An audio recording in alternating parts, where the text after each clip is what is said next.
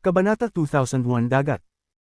Ang Immortal Astral Continent, ang 5 pangunahing kontinente ng Celestial Clan at 72 mas maliliit na kontinente ay sumasakop ng higit sa 50% ng Immortal Astral Continent.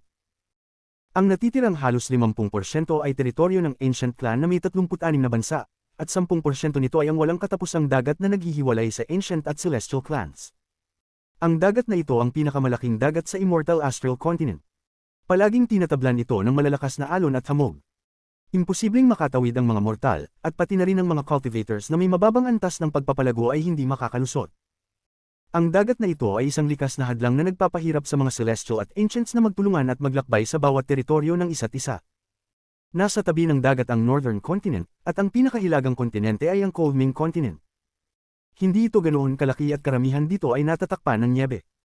Ang mga cultivators na naninirahan sa kontinente ay sanay na sa ganitong klima, at karamihan sa kanila ay nagpa-practice ng mga cold-related cultivation methods. Kaunti ang mga mortal dito, at habang papunta ka sa hilaga, lalo pang bumababa ang bilang ng mga mortal. Sa pinakahilagang bahagi ng kontinente ay matatagpuan ang isang malawak na dagat. Kung titingnan mo ang Coldming Continent mula sa taas, makikita itong parang isang piraso ng yelo na lumulutang sa gilid ng dagat. Tinatalupan ito ng dagat araw at gabi, ngunit hindi ito natutunaw. Makikita pa nga ang mga piraso ng yelo na lumulutang sa tubig tuwing bumangga ang alon sa kontinente. 10,000 kilometro mula sa gilid ng kontinente, wala nang bakas ng buhay, at kahit ang mga cultivators ay bihirang dumaan dito. Napakalamig, at mayroon pa ring katawan ng mga cultivators. Mabilis na magyayelo ang kanilang mga katawan dito, kaya hindi nila kayang magtagal. Ang hangin at nyebe ay humahagupit sa kalangitan. Ang mga puting nyebe ay lumilipad sa hangin at bumabagsak sa lupa. Sa mundong ito ng hangin at nyebe, walang katapusan ng kalupaan. Nagtago sa hangin at nyebe ang 3 tao na naglalakad mula sa malayo. Sa 3 ito, ang taong nasa unahan ay may suot na Amerikana at may puting buhok. Marami ng nyebe ang nahalo sa kanyang buhok at isang makapal na patong ng nyebe ang bumabalot sa kanyang Amerikana. Sa bawat hakbang na ginagawa niya, maraming nyebe ang nahuhulog at bagong nyebe ang bumabalot sa kanya. Isa sa 2 tao sa likod niya ay mukhang matandang lalaki, ngunit kung tutusin, isa siyang medium na lalaking may edad na. Siya'y natatakpan ng nyebe at mukhang nagyayelo. Ang kanyang mga kamay ay nasa harap ng kanyang bibig at lumalabas ang puting usok kapag humihinga siya. Tuwing tumingin siya sa katabi niyang tao, puno siya ng selos. May maliit na ahas sa balikat ng lalaking ito, ngunit ang ahas na ito ay parang isang dragon. Nakahiga ito ng tamad sa balikat ng lalaki, at tuwing malapit ng magyelo ang lalaki, humihinga ang ahas upang makapagpatuloy siya. Ang huling tao ay isang matipuno ngunit batang lalaki, ngunit kung tutusin, hindi siya isang matipuno kundi isang payat na binata na may suot na maraming patong ng damit na cotton. Mukhang sobra siyang lumaki at naglalakad ng pabigat. Nahihirapan siyang itaas ang mga paa niya tuwing lumulubog ang mga ito sa nyebe. Malamig ang lugar na ito, ngunit may pawis ang batang lalaki sa noo, at naglalabas ito ng puting usok. Mukhang nakakatawa. Ang mga tunog ng mga paa na tumatapak sa nyebe ay natatabunan ng paghagupit ng hangin. Ang 3 malabong bakas ng mga paa ay agad na nawawala. Tanging ang kanilang mga tinig lamang ang hindi malalamon ng hangin at dumadaan pa rin. Si Grandpa Shu pa rin ang matalino. Sa mundo ng Yungib, ganito, at sa Immortal Astral Continent, ganito pa rin. Little Jinbiao, gusto mong kunin ang pwesto ni Grandpa Shu, pero hindi mo kayang sumunod. Ang batang lalaki na may suot na maraming cotton ay may mapagmataas na ekspresyon. Pinunasan niya ang pawis sa mukha niya at ipinagyayabang ito. Ang init na araw na ito, talagang sobrang init. Hindi ko na kaya, sobrang init. Jinbiao, hindi ka ba naiinitin? Paano ako ganito kainit? Si Liu Jinbiao, ang lalaking katabi, ay kumuwelyo kay Shu Liguo ng masama. Bago siya magsalita, isang malamig na hangin ang dumaan, kaya siya'y nayanig at ang mukha niya'y nagbago ng kulay. Jinbiao, bakit ka nanginginig sa init na ito? Baka malamig ka. Huwag kang magkunwari, hindi mo ako maloloko. Nakita na ni Grandpa Shu ang lahat sa Ancestral City. Nakakuha ako ng maraming yaman at maginhawang pamumuhay. Naranasan ko pa ang magpainit sa mga kama ng Little Peach Flower, Little Peach Red, at Little Peach Blue. Ang saya! Jinbiao, paano ang mga taon mo? Nagbigay si Shu Liguo ng isang masayang ngiti, ngunit ang pagpapakita ng pagmamalaki sa kanyang mata at ekspresyon ay nagpasiklab kay Liu Jinbiao ng matinding galit. Sobrang dami ng mga damit na isinusuot ko dahil sobrang init. Sabi ko nga, Liu Jinbiao, mukhang malamig ka talaga. Huwag mag-alala, kaibigan si Grandpa Shu sa'yo, bibigyan kita. Tumingin si Shu Liguo kay Liu Jinbiao at sadyang huminto. Si Liu Jinbiao ay nagulat at nagpakita ng isang pagkabigla nang magbigay si Shu Liguo ng isang pilyong ngiti at magpatuloy. Ipapakilala ko sa iyo ang mga mamahaling damit na ito. Pagkatapos mong pakinggan, baka hindi ka na ganun lamigin. Hindi ba't may daan ka ng panlilinlang? Linlangan mo ang sarili mo na suot mo ang maraming mga damit na maginhawa at baka hindi ka na malamigin. Tumanggaw si Shu Liguo na puno ng emosyon habang hinihaplos ang kanyang damit at ikinukusot ang ulo. Ang mga damit na ito ay mga yaman. Gawa sila sa heavenly cotton at nagbibigay ng sobrang init. Ninakaw ito ni Grandpa Shu mula sa pamilya Chen. Ang damit na ito ay isa ring yaman. Kapag sinuot mo ito, parang katabi mo ang furry place. Pinayuhan ni Grandpa Shu ang hari na nakawin ito mula sa pamilya Zhao. At ito, at ito pa, ipinakilala ni Shu Liguo isa-isa. Bago pa man siya matapos, umatungal si Jiu Jinbiao. Shu Liguo. Anong tawag-tawag ka pa sa pangalan ni Grandpa Shu? Maglalakas loob ka pang magnakaw sa harap ni Master. Tumapang ka, Little Shu. Laki ang mga mata ni Shu Liguo at itinupi ang manggas. Ngunit dahil sa dami ng suot niyang damit, nang itupi niya ang isa, may isa pang nakatagilid at hindi siya matatapos agad. Master, tignan mo siya, ako, si Liu Jinbiao ay tumingin kay Shu Liguo at pagkatapos ay kay Wang Lin, na naglalakad pa atras, hindi pinapansin ang kahilingan. Master, huwag na siyang pansinin. Siya rin naman ang nagtakda ng pagpapabuti sa sarili niyang cultivation. Master, maglakad ng dahan-dahan, madula siyang nyebe sa lupa. Walang dapat ipag-alala, kaya kayang-kaya ni Little Shu ang sarili niya. Mabilis na lumapit si Shu Liguo kay Wang Lin at pinamassage ang mga balikat ni Wang Lin mula sa kanyang Amerikana. Agad siya lumingon at tinignan si Liu Jinbiao ng mapagmataas. Si Shu Liguo ay nagpadala ng mensahe ng Divine Sense. Gusto mong agawin ang pwesto ni Grandpa Shu sa Master. Hindi ka karapat-dapat. Noong ang Grandpa Shu ay sumunod kay Master, ikaw ay nasa lugar pa ng pagpapadidi. Ikaw. Ano naman ako? Hindi ba ako ang nagmungkahi kay Master na dahil hindi pa sapat ang ating cultivation, dapat tayong maglakbay sa hilaga gamit ang sarili nating lakas? Papalakas nito ang ating kalooban at mapapabuti ang ating cultivation. Ako ang nagsabi niyan, Ano ngayon? Hindi kasing taas ng cultivation level ko ang sayo at wala akong kaibigang dragon na tutulong sa akin. Natatakot ako sa lamig, kaya nagsuot ako ng mga damit na cotton. Bakit ka galit na galit? Kung mayroon kang damit na cotton, isuot mo. Umungol si Shu Liguo. Nang makita ni Wang Lin na magpapatuloy pa ang kanilang pagtatalo, kumunat ang kanyang noo. Simula nang dumating ang dalawa, walang tigil ang kanilang pag-aaway. Tama na. Liu Jinbiao, kung hindi mo na kayang magtiis, ibabalik kita sa storage space. Tumigil si Wang Lin at tumingin kay Liu Jinbiao na nanginginig dahil sa lamig. Hindi ko kayang bigyan si Shu Liguo ng pagkakataon na mag-isa kasama si Master. Baka may masama siyang sabihin tungkol sa akin. Kumagat ang mga ngipin ni Liu Jinbiao at umiling. Master, kaya ko pa. Nanginginig ang katawan ni Liu Jinbiao at pati ang boses nito ay nanginginig. Shu Liguo, magtanggal ka ng ilang patong ng damit at ibigay mo kay Liu Jinbiao. Agad na nakita ni Wang Lin ang iniisip ng mga ito at naglakad papalayo. Hindi nais ni Shu Liguo na alisin ang ilang piraso ng damit at itapon ito kay Liu Jinbiao. Nagtinginan sila ng masama ng ilang beses at nagmura gamit ang kanilang mga mata bago sumunod kay Wang Lin. Lumipas ang oras. Hindi nagmamadali si Wang Lin habang naglalakad siya sa hilagang bahagi ng Northern Continent patungo sa malawak na dagat. Lalong lumakas ang lamig hanggang sa hindi na kayang tiisin ni Shu Liguo. Inilagay ni Wang Lin ang kanyang kamay at biglang nawala ng anumang bakas kasama ang dalawa. Nang muling magpakita, naruroon siya sa gilid ng kontinente. Sa harap niya ay isang madilim na dagat na may malalakas na alon. May malalaking piraso ng yelo na nagbanggaan at lumilikha ng malalakas na tunog. Pagkatapos kong tawirin ito, makararating na ako sa Ancient Clan. Iniwas ni Wang Lin ang kanyang kamay at ibinalik sina Liu Jinbiao at Shu Liguo sa storage space. Nagsalaysay siya ng ilang sandali bago kumilos at nagpakita sa ibabaw ng isang malaking piraso ng yelo. Nakatayo sa yelo, tinignan ni Wang Lin ang Celestial Clan. Habang tinitingnan ng Celestial Clan, pumasok sa kanyang mga mata ang lahat ng nangyari doon. Ang mga alaala ay tulad ng malamig na hangin mula sa dagat na nagpagalaw ng kanyang puting buhok at pinayagang lumipad. Ang yelo sa ilalim ni Wang Lin ay bumangon at bumagsak kasabay ng dagat. Dahan-daang dumadaloy ito patungo sa malayo at palayo mula sa Celestial Clan. Unti-unting naging malabo ang Celestial Clan sa mga mata ni Wang Lin.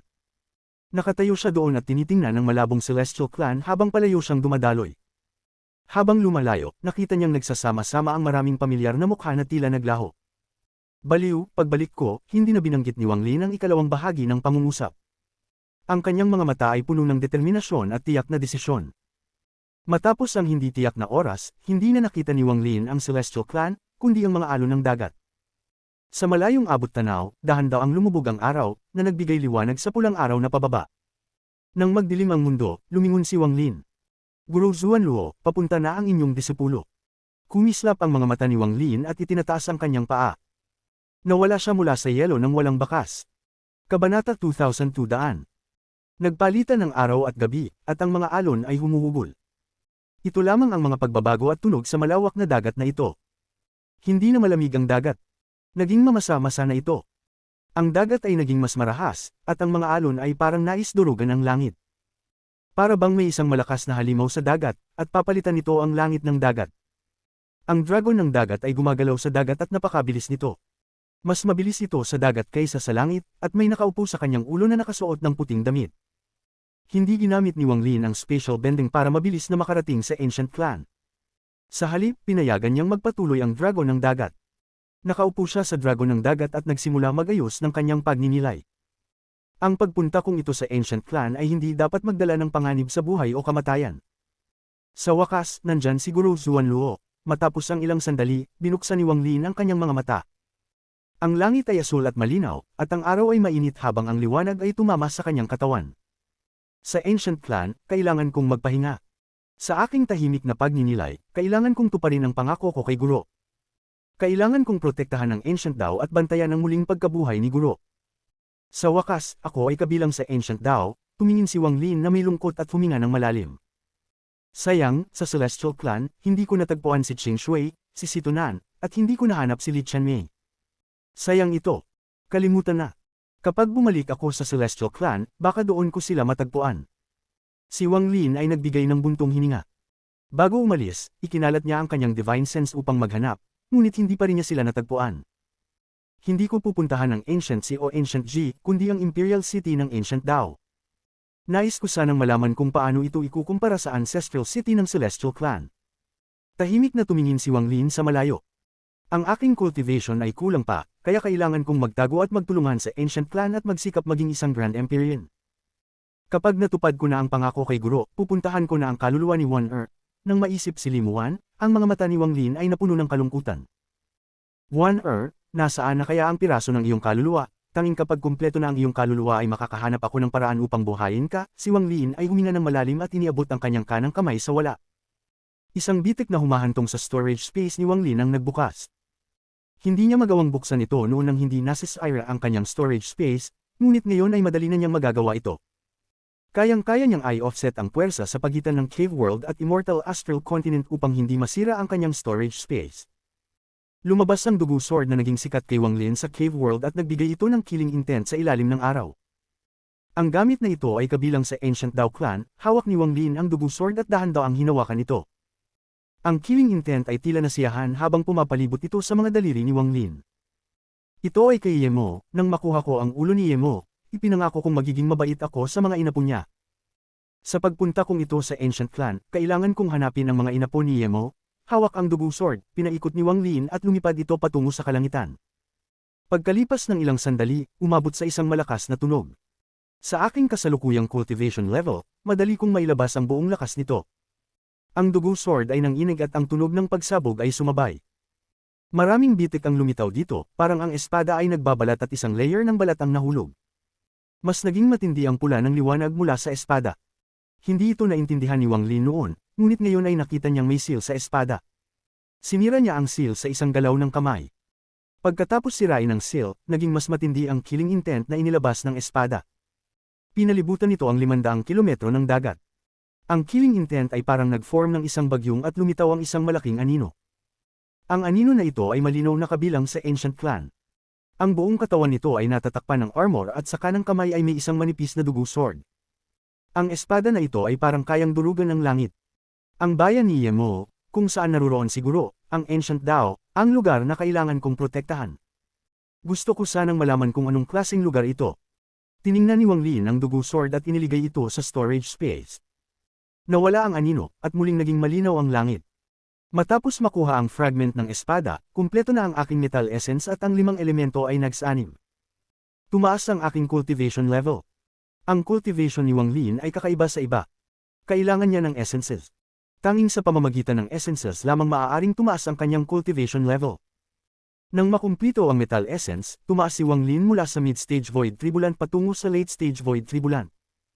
Pagkatapos, sa pamana ng Celestial Ancestor, nagawang magpakita ng outline ng Grand Empyrean Sun sa kanyang buong cultivation. Ang Slaughter Thunder Essence True Body ay kumpleto na kasama ang 5 essences. Kumpleto na rin ang 5-element True Body. Ang susunod ay ang aking Ethereal Essences. Kung maa-analisa ko ang ibang 2 Ethereal Essences ko, maaaring umabot ako sa Peak Void Tribulan. Ngunit ang pag-unawa sa Ethereal Essences ay mahirap, sa buong buhay ko, 3 lamang ang aking na-uncover. Sa sandaling katahimikan, nagsimulang mag-isip si Wang Lin tungkol sa landas ng kanyang cultivation. Kung aasa ako sa Ethereal Essences para tumaas ang aking cultivation, magiging mahirap ang aking landas, maraming taon pa bago ko mapabuti ito. Si Wang Lin ay nakakunot ang noo habang ang dragon ng dagat sa ilalim niya ay lumalangoy. Pinadali nito ang paglusong sa alon na bumubuo ng linya sa dagat. Ang mga alon ay magulo at ang dagat ay gumagalaw pataas at pababa. Tumingin si Wang Lin saglit at nagsimula mag-isip tungkol sa hinaharap niyang landas. Hindi pwede ito. Kung magpapatuloy ito, hindi ko malalaman kung kailan ko magagamit ang aking lakas upang makabalik sa Celestial Clan. Ang aking cultivation ay iba, kaya siguro makakahanap ako ng ibang paraan upang mapataas ang aking cultivation. Si Wang Lin ay naging abala sa kanyang mga iniisip habang lumipas ang mga araw. Ilang araw ang lumipas at binuksan ni Wang Lin ang kanyang mga mata, may bahid ng pagod. Huwag akong umasa sa Ethereal Essences. Gayunpaman, ituturing ko ito bilang isang pangmatagalang layunin. Samantalang, ang aking focus ay sa 5-element True Body at Slaughter Thunder Essence True Body. Ang tubig, apoy, at lupa ay nakabuo na ng Essence True Bodies. Ngayon, metal at kahoy na lang ang kailangang mabuo. Ayon sa aking pagsusuri, kapag nabuo ang metal at kahoy, ang 5-element True Body ay magiging kumpleto. Kung ganoon, may 50% na pagkakataon na maiiwasan ko ang pag-angat ng Ethereal Essences sa oras na tumaas ang aking cultivation level sa Peak Void Tribulan, kahit na ang aking laban ay magiging mahina sa kakulangan ng Ethereal Essences, kapag natapos ang mga ito, ang aking lakas ay tataas ng malaki. Pagkatapos, darating ang Slaughter Thunder Essence True Body. Sa ngayon, tanging ang Thunder Essence lamang ang kumpleto. Ang natitirang 4 na Essences Slaughter, Absolute Beginning, Absolute End, at Restriction ay hindi pa buo. Kung sila ay maging kumpleto, magiging kumpleto ang Slaughter Thunder Essence True Body at mapapalakas ang aking cultivation upang lampasan ang Void Tribulan. Ngunit kailangan kong maghintay hanggang mabuo ang metal at kahoy na True Bodies bago ko matutunan kung tama ang landas na aking tinahak. Si Wang Lin ay nag-isip habang nagdesisyon tungkol sa hinaharap na landas. Tungkol naman sa outline ng Grand Empyrean Sun, ang dahilan kung bakit ito lumitaw ay may kinalaman sa pamana ng Celestial Ancestor na aking natamo. Hindi tumaas ang aking cultivation level sa Celestial Ancestors' inheritance ngunit nakatulong itong mag-concentrate sa Sun na magbibigay lakas sa aking combat power. Kaya napapalakas nito ang aking Heavenly Bull Soul Armor na nasira. Sa kasalukuyan kong cultivation at combat power, ako ang pinakamalakas sa ilalim ng Grand Empyreans. Kahit laban sa Grand Empyreans, maliban na lamang kung susunugin nila ang kanilang Grand Empyrean power, kaya ko pa silang labanan. Kung tama ang aking pagsusuri, kapag kumpleto ang 5 elemento at tumaas ang aking cultivation, kaya ko nang labanan ng Grand Empyrean na gumagamit ng kanilang Grand Empyrean power. At kapag natamo ko ang Slaughter Thunder Essence True Body at matutunan ang Essence True Bodies, konti na lang ang Grand Empyreans na matutumbasan ako. Pagkatapos, kung matutunan ko ang ika-4 na Ethereal Essence, na siyang Reincarnation Essence na natutunan ko sa Donglin Sect, maaari kong gamitin ito upang makatawid sa mga hadlang sa panaginip upang matutunan ang aking tunay na sarili at makuha ang ika-5 Ethereal Essence. Sa mga panahong iyon, ang mga mata ni Wang Lin ay kumislap ng maliwanag. Hindi matutumbasan ng Grand Empyreans. Sa wakas, ang Empyrean Exalt at Ascendant Empyrean ay isang paraan lamang patungo sa Grand Empyreans. Maaari itong magtulungan o hindi. Gayun din, may avatar pa ako sa Void, patuloy pa itong lumalaki at maliban kong pinakamahalaga, hindi ko ito magagamit. Panaho.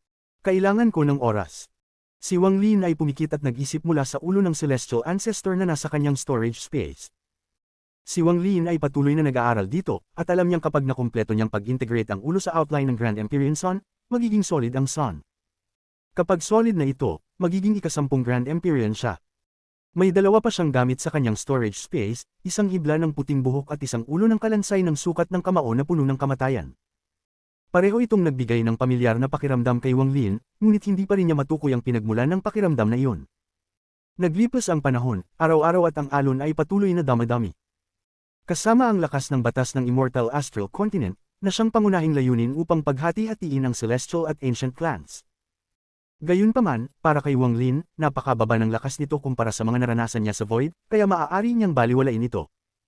Ang kanyang aura ay pinalibutan ng dragon ng dagat at pinabilis pa nito ang galaw. May isang itim na tuldok sa kalangitan, ito ang Mosquito Beast. Pinalabas ito ni Wang Lin at tumunog ito ng masaya habang sumusunod kay Wang Lin patungo sa Ancient Clan. Ilang buwan ang lumipas, at nang muling binuksan ni Wang Lin ang kanyang mga mata, nakita niya ang gilid ng dagat. Ang itim na lupa ay iba kaysa sa Celestial Clan. Ang itim na lupa ng Ancient Clan ay nagbigay ng pakiramdam ng desolasyon at kaguluhan. Kabanata 2003, mga emisaryo ng Ancient Dao. Ang malawak na lupa ng Ancient Clan ay natatakpan ng itim na lupa. Iba ito mula sa Maringal na kagandahan ng Celestial Clan. Dito, malawak at magaspang ang kapaligiran. Lalo na ang itim na lupa na nagpaparamdam ng isang pakiramdam ng panggigipit. Ngunit sabay nito, ang malawak na mundo ay nagdudulot ng pakiramdam na parang ang paghinga ng aura ng Ancient Clan ay nagiging sanhi ng pagsanib ng isang tao sa lugar na ito. Hindi tulad ng Celestial Clan, ang Ancient Clan ay isang ganap na monarkiya. Ang Ancient Clan ay nahahati sa tatlong bansa, Ancient Shi, Ancient Dao, at Ancient Ji.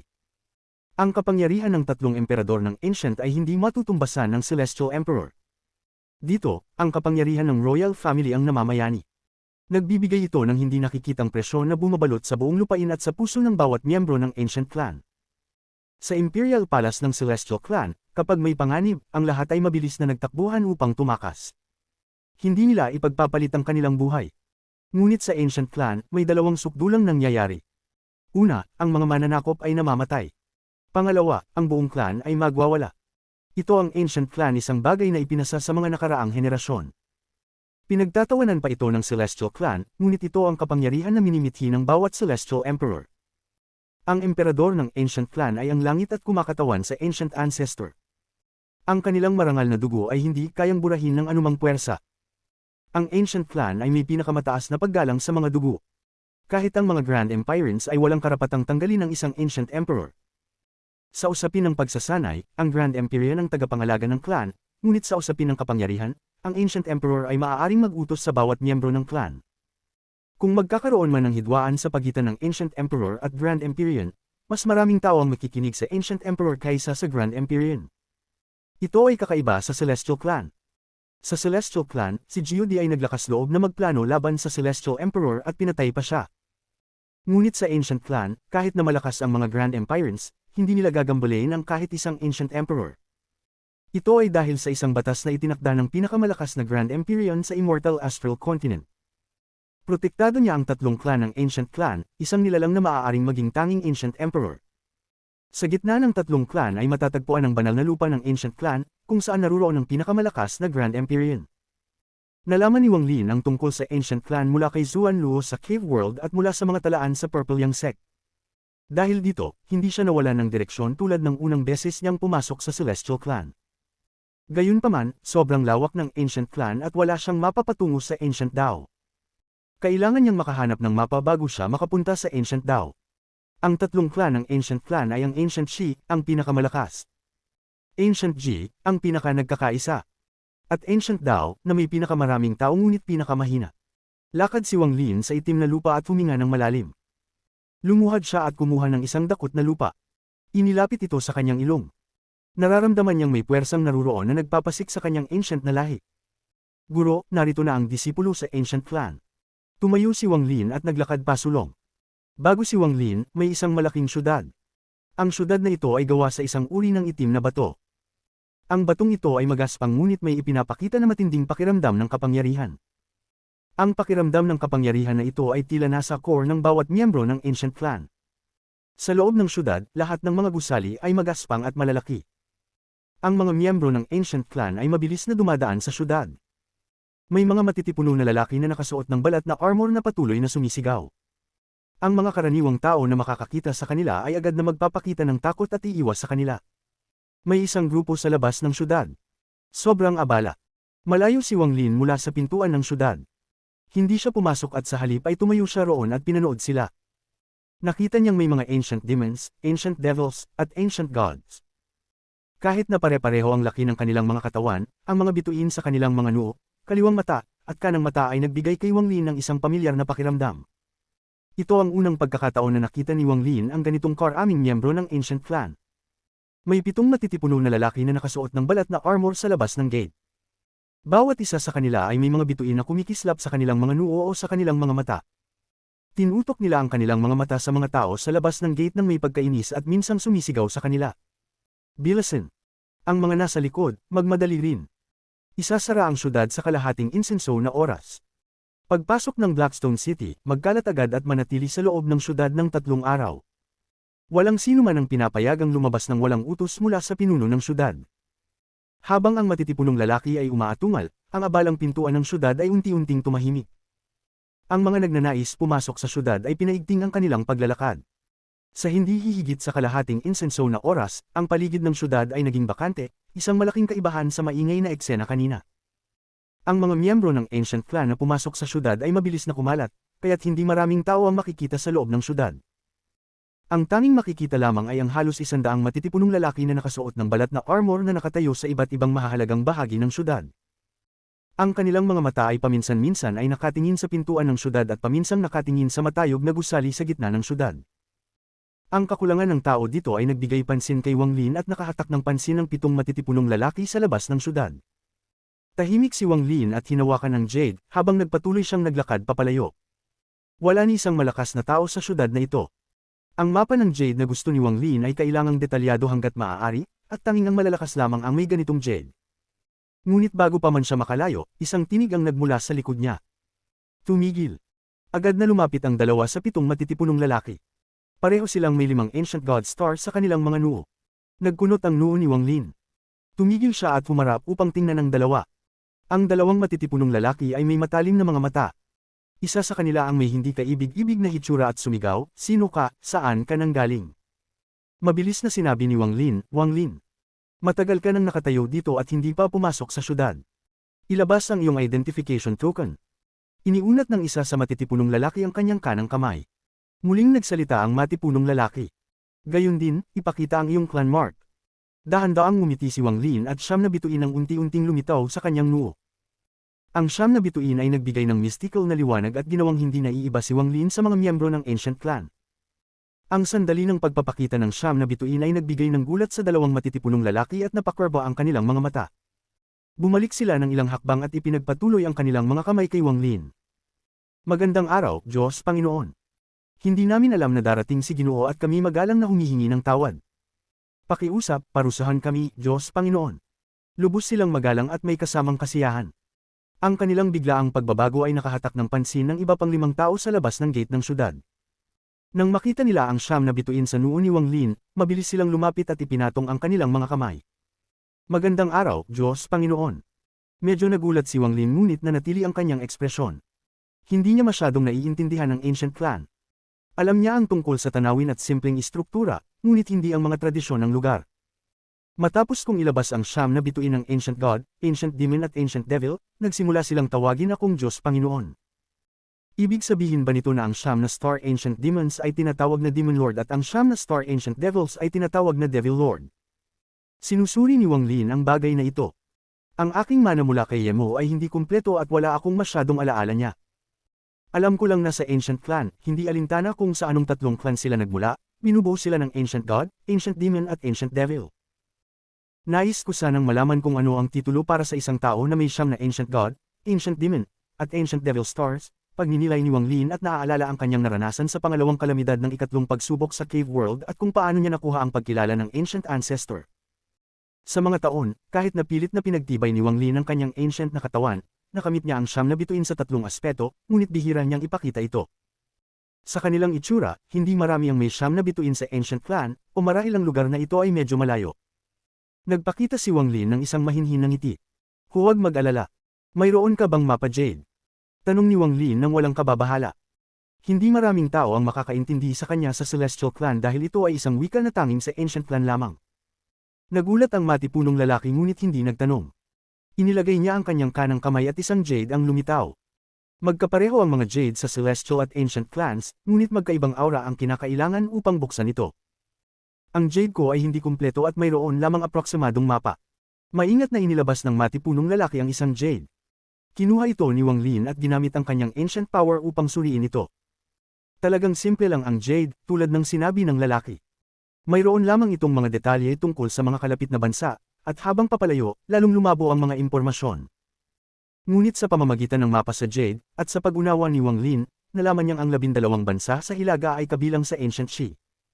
Pababa sa timog, nahahati ito sa dalawang direksyon, ang Ancient Ji at Ancient Dao, na bumubuo ng isang tatsulok.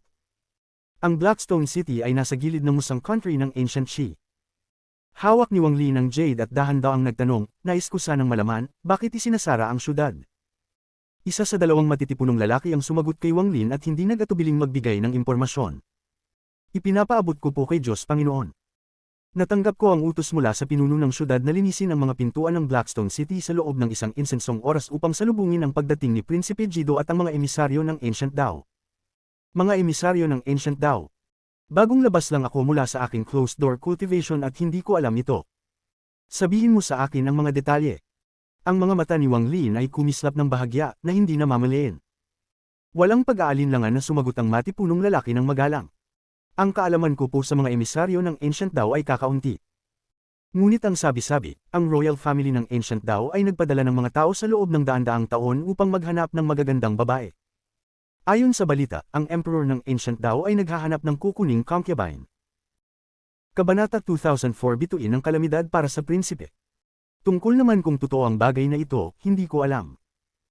Gayunpaman, dahil ang prinsipe ay kasama nila, nangangahulugan ito na tiyak na pumayag ang emperador ng Ancient, kung hindi mag-uutos ang pinuno ng syudad na isara ang syudad, ipinaliwanag ng matipunong lalaki. Pumili ng concubine. Nagulat si Wang Lin at hindi masyadong nag-isip. Naisip lang niya na ang emperador ng Ancient Dao, ang lugar na nais niyang protektahan, na nagpapadala ng mga tao patungo sa ibang dalawang bansa upang pumili ng concubine ay isang kabaliwan. Gayunpaman, dahil nakatagpo ako ng mga tao mula sa Ancient Dao dito, tiyak na mayroon silang detalyadong mapa patungo sa 12 bansa ng Ancient Dao. Makakatipid ito sa akin ng oras sa paghahanap ng mapa. Matapos mag-isip ng ilang sandali, balak sanang magtanong pa si Wang Lin nang napansin niya ang mga hakbang na nanggagaling mula sa syudad at 2 pangkat ng mga sundalo sa berdeng armor na nagmamadaling lumabas mula sa gate. Nasa halos 1,000 katao ang 2 pangkat. Agad silang lumabas mula sa syudad at nagbigay ng isang aura ng pagpatay. Kasabay nito, 3 tao ang lumabas mula sa syudad. Ang taong nasa harap sa 3 ay isang matipunong lalaki. Halos 10 talampakan ang taas niya at kitang-kita na mas matangkad siya kaysa sa iba. Nagsusuot siya ng gintong armor at may pulang kapa. Nagbibigay siya ng isang pakiramdam ng presyon nang hindi nagagalit at lumalakad ng malalaking hakbang. Sa likod ng matipunong lalaki na may gintong armor, sa kaliwa, ay isang lalaking nasa kalagitnaan ng edad. Isa siyang gwapong lalaking nasa kalagitnaan ng edad na nagsusuot ng asul na damit tulad ng isang cultivator at nagpapalabas ng isang celestial na aura. Ang lalaking ito ay may 3 hibla ng balbas sa kanyang baba, maputi ang balat, at may hawak na itim na pamaypay. Bagamat naglalabas siya ng aura ng isang celestial, malinaw na demonyo ang mga mata niya. Ang kanyang kaliwang mata ay may kakaibang fog na umiikot sa loob. Ang huling tao ay nakatayo sa kanan. Isang batang lalaki na nakasuot ng itim. May malamig siyang ekspresyon, ngunit hindi kayang itago ng kanyang mga mata ang karahasan at puot. Nakatayo siya doon na parang may apoy na sumisik mula sa loob at labas ng kanyang katawan, ngunit ang apoy na iyon ay malamig. Ang dalawa sa kanila ay malinaw na tinitingnan ng matipunong lalaki bilang kanilang leader. Lumakad sila sa mga sundalo at tumingin sa malayo. Parang may nadama sila at sabay-sabay silang tumingin kay Wang Lin. Hindi lang siya, kundi pati ang 2 tao sa likod niya ay sabay na tumingin at ang kanilang mga mata ay tumuon sa siyam na bituin sa pagitan ng mga kilay ni Wang Lin at ang kanilang mga mata ay kumislap. Magandang araw, Diyos Panginoon, pinuno ng syudad, Demon Lord, at Devil Lord. Ang 2 matipunong lalaki na nakasuot ng balat na armor na katabi ni Wang Lin at ang 5 tao sa labas ng gate ay agad na nagyuko ng walang alinlangan. Sila ay labis na magalang. Ngunit hindi pinansin ng matipunong lalaki na may gintong armor ang mga ito. Tiningnan niya si Wang Lin nang may kalituhan. Ang kasamahan kong clan member ay hindi pamilyar. Ako ang pinuno ng syudad ng Blackstone. Nais ko sanang malaman, kailangan mo ba ng tulong, kasamahan ko sa clan? Tanong ng matipunong lalaki na may gintong armor at pinagsama ang kanyang mga kamay kay Wang Lin. Ako si Kung Shi. Sumimangot ang kalagitnaan ng edad na lalaking may asul na damit at demonyong mata at nagyuko ng magalang kay Wang Lin. Ang batang lalaki na nakasuot ng itim ay tumingin kay Wang Lin at nanatiling tahimik. Ngumiti si Wang Lin at pinagsama ang kanyang mga kamay. Ang pangalan ko ay Wang Lin. Sa pagkakataon lamang, narinig ko na dumadaan ang prinsipe at mga emisaryo ng Ancient Dao. Nais ko sanang makipagkita sa kanila kung maaari, ngunit kung ito ay hindi maginhawa, alis na lang ako. Wala siyang ipinakitang yabang dahil sa kanyang antas ng cultivation at mataas na katayuan. Ang personalidad ni Wang Lin ay palaging ganito. Kung ang iba ay magalang sa kanya, siya ay magalang din sa kanila. Dahil nandito ka, ikaw ay aming bisita. Maaari kang manatili at maghintay kasama namin. Ngumiti ang matipunong lalaki na may gintong armor. Habang tinitingnan ng kabilang partido, lalo na nang maramdaman niya ang ancient god power mula sa matipunong lalaki, nakaramdam si Wang Lin ng isang pamilyar na pakiramdam. Ngumiti siya at naglakad patungo sa kanila, dumating sa tabi ng tatlo. Si Brother Wang ay isang god lord din at marahil ay nakapasa na sa ikalawang pagsubok. Dapat ay pumasok ka na sa yugto ng pagsasanib ng demon at refining ng devil. Kamusta ang iyong progreso? Tiningnan ng matipunong lalaki si Wang Lin at ngumiti. Pagsasanib ng demon at refining ng devil. Nayanig ang puso ni Wang Lin, ngunit hindi ito pinakita sa kanyang mukha. Inalag niya ang ulo ng may ngiti at hindi nagsalita. Ang pagsasanib, pagdugtong, at pagpapino ay napakahirap. Paano magiging madali? Sa itsura niya, wala siyang aura ng demon o devil, nangangahulugang nag-iisip pa siya. Liang yun, parang hindi mo na tinanong, sabi ng batang lalaki na nakasuot ng itim ng malamig. Isang kilig ng paghamak ang nakita sa kanyang mga mata habang tinitingnan si Wang Lin. Meng Luo. Nakakunot ang noo ng matipunong lalaki na may gintong armor habang tinitingnan ng batang lalaki na nakasuot ng itim. Ipinagtagpi niya ang kanyang mga kamay kay Wang Lin at ngumiti ng may kalungkutan. Siguro nakita ni Wang Lin na si Meng Luo ay isang devil lord at masama ang kanyang ugali. Sana hindi mag-alala si Brother Wang.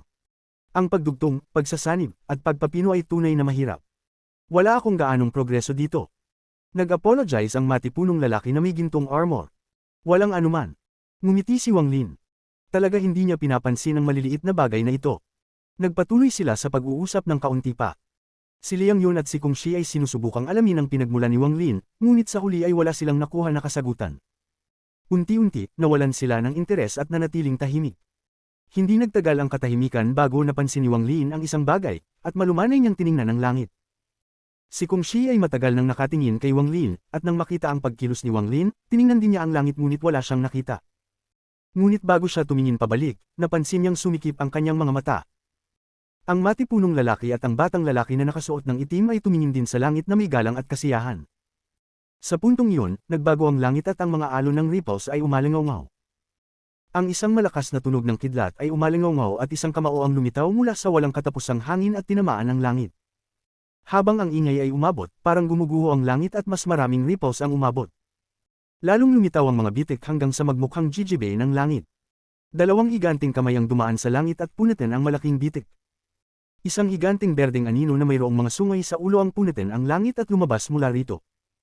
Ang berdeng aninong ito ay nagsusuot ng berdeng armor at naglalabas ng nakakatakot na demonyong aura. Ang aura ng demonyong ito ay naging isang fog na patuloy na kumalat sa lahat ng direksyon. Ito ay malinaw na isang ancient demon. Ang mga mata nito ay kulay dugo at puno ng galit. Agad itong umungol ng lumitaw. Isang malaking hakbang ang ginawa nito palabas ng bitik at tumapak sa lupa. Nang tumapak ang paa nito, isang shockwave ang kumalat sa lahat ng direksyon, na nagdadala ng lupa na parang alon. Habang tinitingnan ni Wang Lin ang ancient demon, nang inig ang kanyang puso at ang mga mata niya ay kumusog. Hindi ito isang ordinaryong ancient demon. Agad na nakita ni Wang Lin ang problema. Nakakita na siya ng ancient demon sa cave world, ngunit tulad ng mga ancient gods, maliban kung ipakita nila ang kanilang tunay na katawan, mukhang ordinaryo lang sila. Ngunit kahit ipakita nila ang kanilang tunay na katawan, mananatili silang may kamalayan at hindi malulunod sa kabangisan. Ang pinakamahalaga, ang demonic aura na ibinubuga ng ancient demon na ito ay kasing lakas ng mga Empyrean Exalt cultivators. Noong tumapak ang ancient demon sa lupa at umungol, ang lalaki sa gintong armor, ang demon lord, at ang batang lalaki na nakasuot ng itim ay nagyuko ng isang tuhod at magalang na nagsabi, "Magandang araw, prinsipe." Hindi lang sila, kundi ang 1,000 sundalo sa gilid ay nagyuko at sabay na nagsaya. Pati ang mga tao sa loob ng syudad na nakakita ng ancient demon ay naramdaman ng kilig at nagyuko sa lupa. Ang tanging hindi nagyuko sa loob at labas ng syudad ay si Wang Lin. Agad na napansin ng matipunong lalaki na may gintong armor na nakatayo pa rin si Wang Lin. Nagulat siya at puno ng hindi paniniwala. Si Kung Shi ay ganoon din, at pati ang batang lalaki na nakasuot ng itim ay nagpakita ng takot. Paano kayang isang prinsipe ang magpapayuko kay Wang Lin? Kahit ang isang Grand Empyrean ay hindi kayang magpapayuko kay Wang Lin. Kahit sa harap ng Celestial Emperor, kailangan lang ni Wang Lin na mag-ayos ng kanyang mga kamay. Tahimik na tinignan ni Wang Lin ang umuungal na ancient demon at nakita ang taong nakatayo sa ulo nito. Nagsusuot siya ng royal robe at ang kanyang itim na buhok ay tinatangay ng hangin. Siya ay isang batang lalaki na mukhang ordinaryo ngunit may hindi maipaliwanag na aura. Sa likod niya, may isang babaeng nakasuot ng asol. Medyo bata siya, at nang mapansin niya si Wang Lin, nagulat siya. Ang batang lalaki sa royal robe ay nakatingin din kay Wang Lin, na siyang tanging nakatayo. Ang langit ay umungol muli. Itinaas ng batang lalaki ang kanyang ulo at hindi na tiningnan si Wang Lin habang tinitingnan ang langit. Isang malaking anino ang lumakad mula sa bitik na punitin. Ang aninong ito ay bahagyang mas maliit, at nang lumitaw ito, ipinakita ang dalawang sungay sa kanyang ulo at ang katawan nito ay itim. Isa itong Ancient Devil. Ang mga mata ng Ancient Devil na ito ay pula rin at puno ng kabangisan at galit na parang mawawala siya sa kontrol. Umungol ito. 7 tao ang nakatayo sa ulo nito. Sa 7 tao, 5 ay mga lalaki at 2 babae. Ang mga ito ay nagyuko kay Wang Lin at nang tumingin sila sa lupa, ang kanilang atensyon ay nahulog kay Wang Lin, ang tanging nakatayo. Ang aking kamag-anak ay hindi magalang. Nakita niyo ang isang nakakahiya. Ang batang lalaki ay ngumiti sa 7 tao na nasa itaas ng Ancient Devil. Pagkatapos ay tiningnan niya ang matipunong lalaki sa gintong armor na katabi ni Wang Lin. Liang yun, siya ba ang bagong recruit mo? Pag-uulat sa prinsipe. Hindi ko po siya kilala, lumabas lamang siya dito. Sinabi niya, nais niyang makita ang prinsipe. Ang kahambugan ko po na hayaan siyang manatili, ang kahambugan ko po ay patayin siya ngayon. Ang matipunong lalaki na may gintong armor ay nagpakita ng galit at poot. Huwag. Sabi ng prinsipe ng malamig. Ang mga mata niya ay kumislap at tumutok kay Wang Lin. Chuo Luo, patayin siya. Pagkatapos magsalita ng prinsipe, ang ancient demon na may mataas na katawan ay umungol. Itinaas nito ang kanyang kanang mga pangil at itinuro si Wang Lin. Tila nais nitong kunin si Wang Lin at durugan siya. Ang matalim na mga pangil ay mukhang hahatiin ng mga itlog. Naglalaman sila ng nakakatakot na demonic aura at mabilis na papalapit kay Wang Lin. Kabanata 2005. May isang babae, si Song Ji. Tahimik ang ekspresyon ni Wang Lin at ang kanyang puting buhok ay dumadaloy sa hangin. Huminga siya ng malalim at naglakad patungo sa harap. Sa unang pagkakataon, naramdaman niyang hindi siya bagay sa ancient na angkan. Marami akong nakikita tungkol sa imperial na kapangyarihan ng ancient clan mula sa maliit na pangyayaring ito, maliban sa pagkuha ng isang jade na mapa, nanatili si Wang Lin dito upang makita kung gaano kalakas ang imperial na kapangyarihan ng ancient clan. Isang prinsipe lang, hindi pa ang Ancient Shi Emperor, ang makakapagpatira pa ng buong syudad. At siya, hindi lang hindi lumuhod, kundi nagdulot ng pagkabigla sa lahat. Ang lalaking may gintong armor na malaki ay dati magalang, ngunit sa isang iglap, napuno siya ng galit at puot. Para bang ang hindi pagluhod ay isang malaking kasalanan. At tungkol sa prinsipe, dahil hindi siya lumuhod, nais ng prinsipe na kunin ang buhay ni Wang Lin. Mula sa ekspresyon ng prinsipe, ang pagpatay sa isang kasapi ng angkan ay parang walang hirap, gaya ng paghinga. Mangyayari lang ito kapag ang imperial na kapangyarihan ay umabot sa sukdulan. Ang pinakamahalaga, ang lahat ng mga taong lumuhod ay tinitingnan ng prinsipe ng may galang at kasiyahan mula sa kailalim-ilalimang bahagi ng kanilang puso. Para bang gagawin nila ang lahat ng utos ng prinsipe, kahit pa magpakamatay. Kung ganito ang Ancient Shi, siguro ganito rin ang Ancient Dao, siguro hindi ako bagay sa lugar na ito. Tahimik na nag-isip si Wang Lin at naglakad pasulong. Nang magtamo siya ng ikatlong hakbang, ang mga kuko ng Ancient Demon ay pamatong na. Ang lahat ay nakatingin habang ang mga kuko ng Ancient Demon ay sumakto kay Wang Lin. Mukhang nahulog si Wang Lin. Matapos itong makita ng lahat, maging ang gintong armor na malaki, si Demon Lord Kung Shi, ang batang lalaking may itim na kasuotan, ang lahat ng nakaluhod doon, pati na ang leather armor na sundalo na nagbigay kay Wang Lin ng jade, ay nagpakita ng malamig na mga tingin. Ang kanilang mga malamig na tingin ay parabang nagsasabing isang pangungusap. Ang lahat ng hindi magalang sa imperial na kapangyarihan ay mamamatay, ang boses ni Wang Lin ay umalingaw sa buong mundo. Ang mga kuko ng Ancient Demon, na nagtagpo sa kanyang katawan, ay tila naging transparent at siya'y tahimik na dumaan sa mga ito. O maaaring sabihin na si Wang Lin mismo ang naging transparent at walang nahawakan ang mga kuko ng Ancient Demon. Isang malakas na tunog ang umalingaw habang si Wang Lin ay naglakad patungo sa Ancient Demon kung saan naruroon ang mga embahador ng Ancient Dao. Nang walang nahawakan ng Ancient Demon, ang kabaliwan sa mga mata nito ay naging mas matindi. Ang kanang kamay nito ay humawak kay Wang Lin, ngunit ang mga mata ng prinsipe ay kumunot. Tinitigan niya si Wang Lin ng may seryosong ekspresyon. Hindi lang siya, kundi lahat ng mga nakaluhod ay nagulat. Mula sa kanilang pananaw, dapat ay patay na si Wang Lin, ngunit nakalabas siya ng hindi nila alam. Ang mga mata ng gintong armor na malaki ay kumurap. Isa rin siyang siyam na Star Ancient God, at alam niyang hindi ito magagawa. Siguro ang katawan ng isang Demon Lord lang ang kayang magpakita ng ganitong kakaibang bagay. Ngunit ang puso ni Kung Shi ay magulo. Sa sandaling lumabas si Wang Lin, hindi siya nakaramdam ng anumang demonic na kapangyarihan, ngunit lalo lamang itong naging kakaiba. Sino siya? Ang batang lalaki sa itim na kasuotan ng pinakanagulat. Isa siyang Devil Lord, at inisip niyang nalamangan na niya si Wang Lin. Ngunit nang makita niyang tahimik na lumabas si Wang Lin mula sa mga kuko, huminga siya ng malalim, ngunit ang mga mata niya ay puno ng balak na labanan. Ang 7 tao sa ulo ng Ancient Devil ay dumating mula sa Ancient Dao ayon sa utos ng Ancient Dao Emperor. Nang makita nila na hindi lumuhad si Wang Lin, akala nila'y makakapanood lang sila ng palabas. Ngunit nagulat sila nang lumabas si Wang Lin, ngunit hindi nila ito inisip ng mabuti. Sa katunayan, isang bagay sa loob ng Ancient Shi ang may kinalaman dito, at wala silang kinalaman dito. Ngunit nang makita nilang naglakad patungo sa kanila si Wang Lin, sila'y naguluhan. Hindi mabilis ni mabagal si Wang Lin sa paglakad, at sa likod niya, bumalik na ang mga kuko ng Ancient Demon. Nagbigay ito ng isang malakas na hiyaw at muling tinangka nitong abutin si Wang Lin. Bahagyang kumunat ang noo ni Wang Lin at tumigil siya. Nang papalapit na ang mga kuko, tumingin siya sa Ancient Demon. Hinahamon mo ang kamatayan.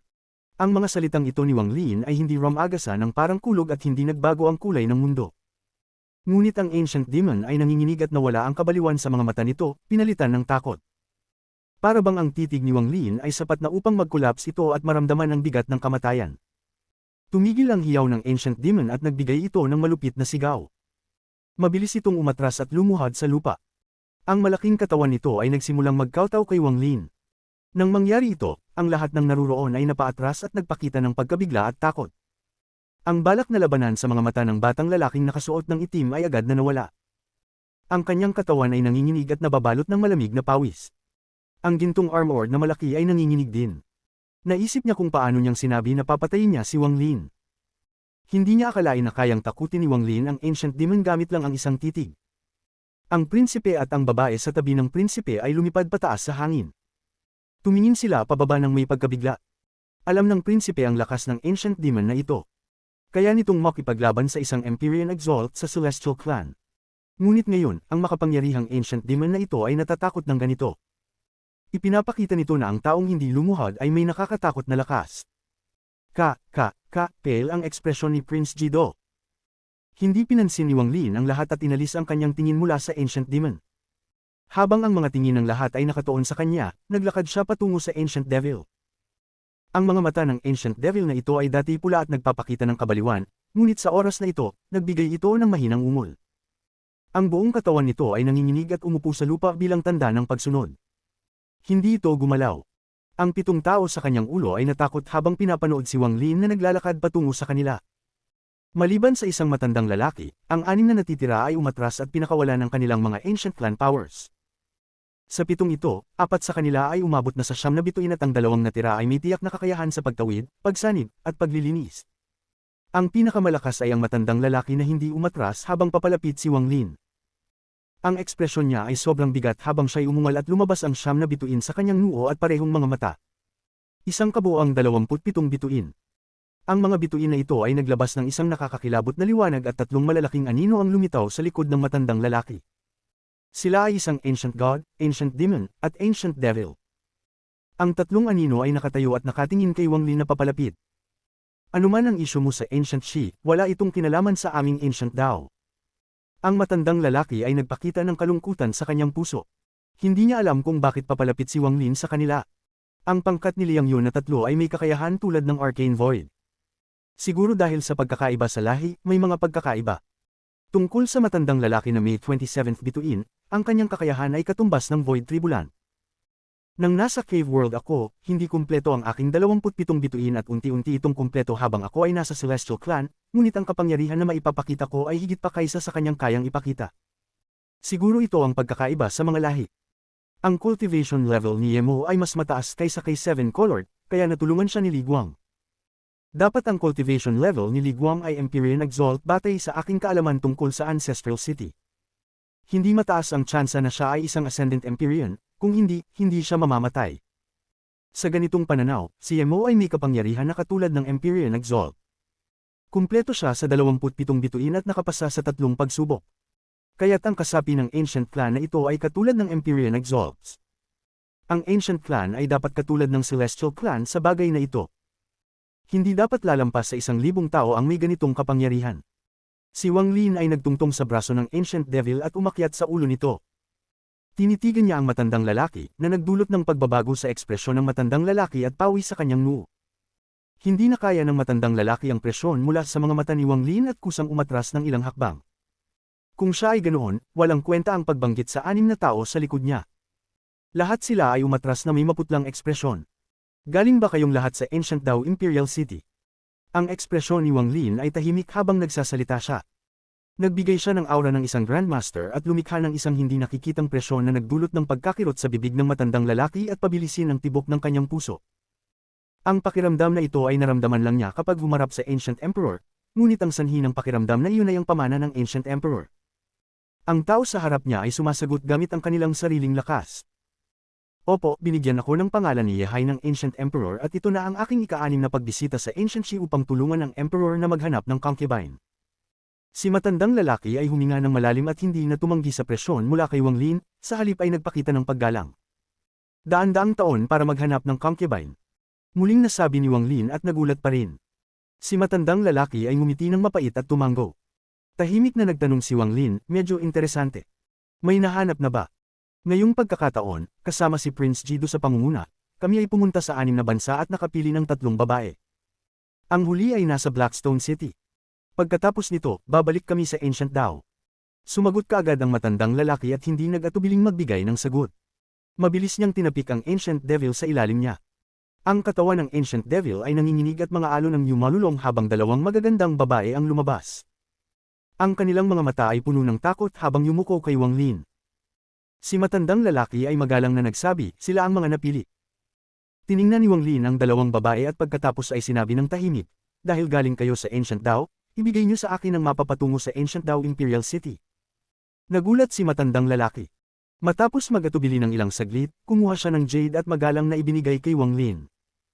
Matapos kunin ng jade, tiningnan ni Wang Lin ito at naglakad papalayo mula sa ulo ng Ancient Devil. Handang umalis. Si Prinsipe, hindi niya itinuturing na karapat-dapat na bigyan ng pansin. Senyor, pakiusap maghintay. Agad na sinabi ng Prinsipe at tumayo sa harapan ni Wang Lin. Yumuko siya ng malalim kay Wang Lin at ang ekspresyon niya ay "Take time." Junior Jido ay nakasakit kay Senior kanina. Sana ay huwag magtampo si Senior. Bigyan po ninyo ako ng pagkakataon na magbigay ng kabayaran. Oh, paano mo ako babayaran? Nagpakita si Wang Lin ng isang ngiti na hindi ngiti. Pagkatapos marinig si Wang Lin, ang Prinsipe ay naging masigla at mabilis na pinagsama ang kanyang mga kamay. Hinihiling ko po sa Senior na maghintay ng sandali. Kapag ipinadala ko na ang mga embahador ng Ancient Dao, tiyak na maipagpapasalamat ko po ang Senior. Nang tumanggaw si Wang Lin, agad na nagpadala ng mensahe ang Prinsipe sa matipuno na lalaki na may gintong armor sa ibaba. Pakiusap, imbitahan si Lady Songji na sumama sa mga embahador ng Ancient Dao. Ilang sandali pa, isang babae na nakasuot ng asul na damit ang lumabas mula sa pintuan ng syudad. Hindi perpekto ang kanyang hitsura, ngunit mayroon siyang dalisay na aura. Habang siya'y lumalabas, itinataas niya ang kanyang ulo, at sa mga sandaling iyon, tumingin si Wang Lin sa kanya. Ang kanilang mga mata ay tila nagtagpo sa kalangitan. Kabanata 2006 Paningin na nabulag ng isang dahon. Hinay-pa ng hangin ng taglagas ang itim na lupa.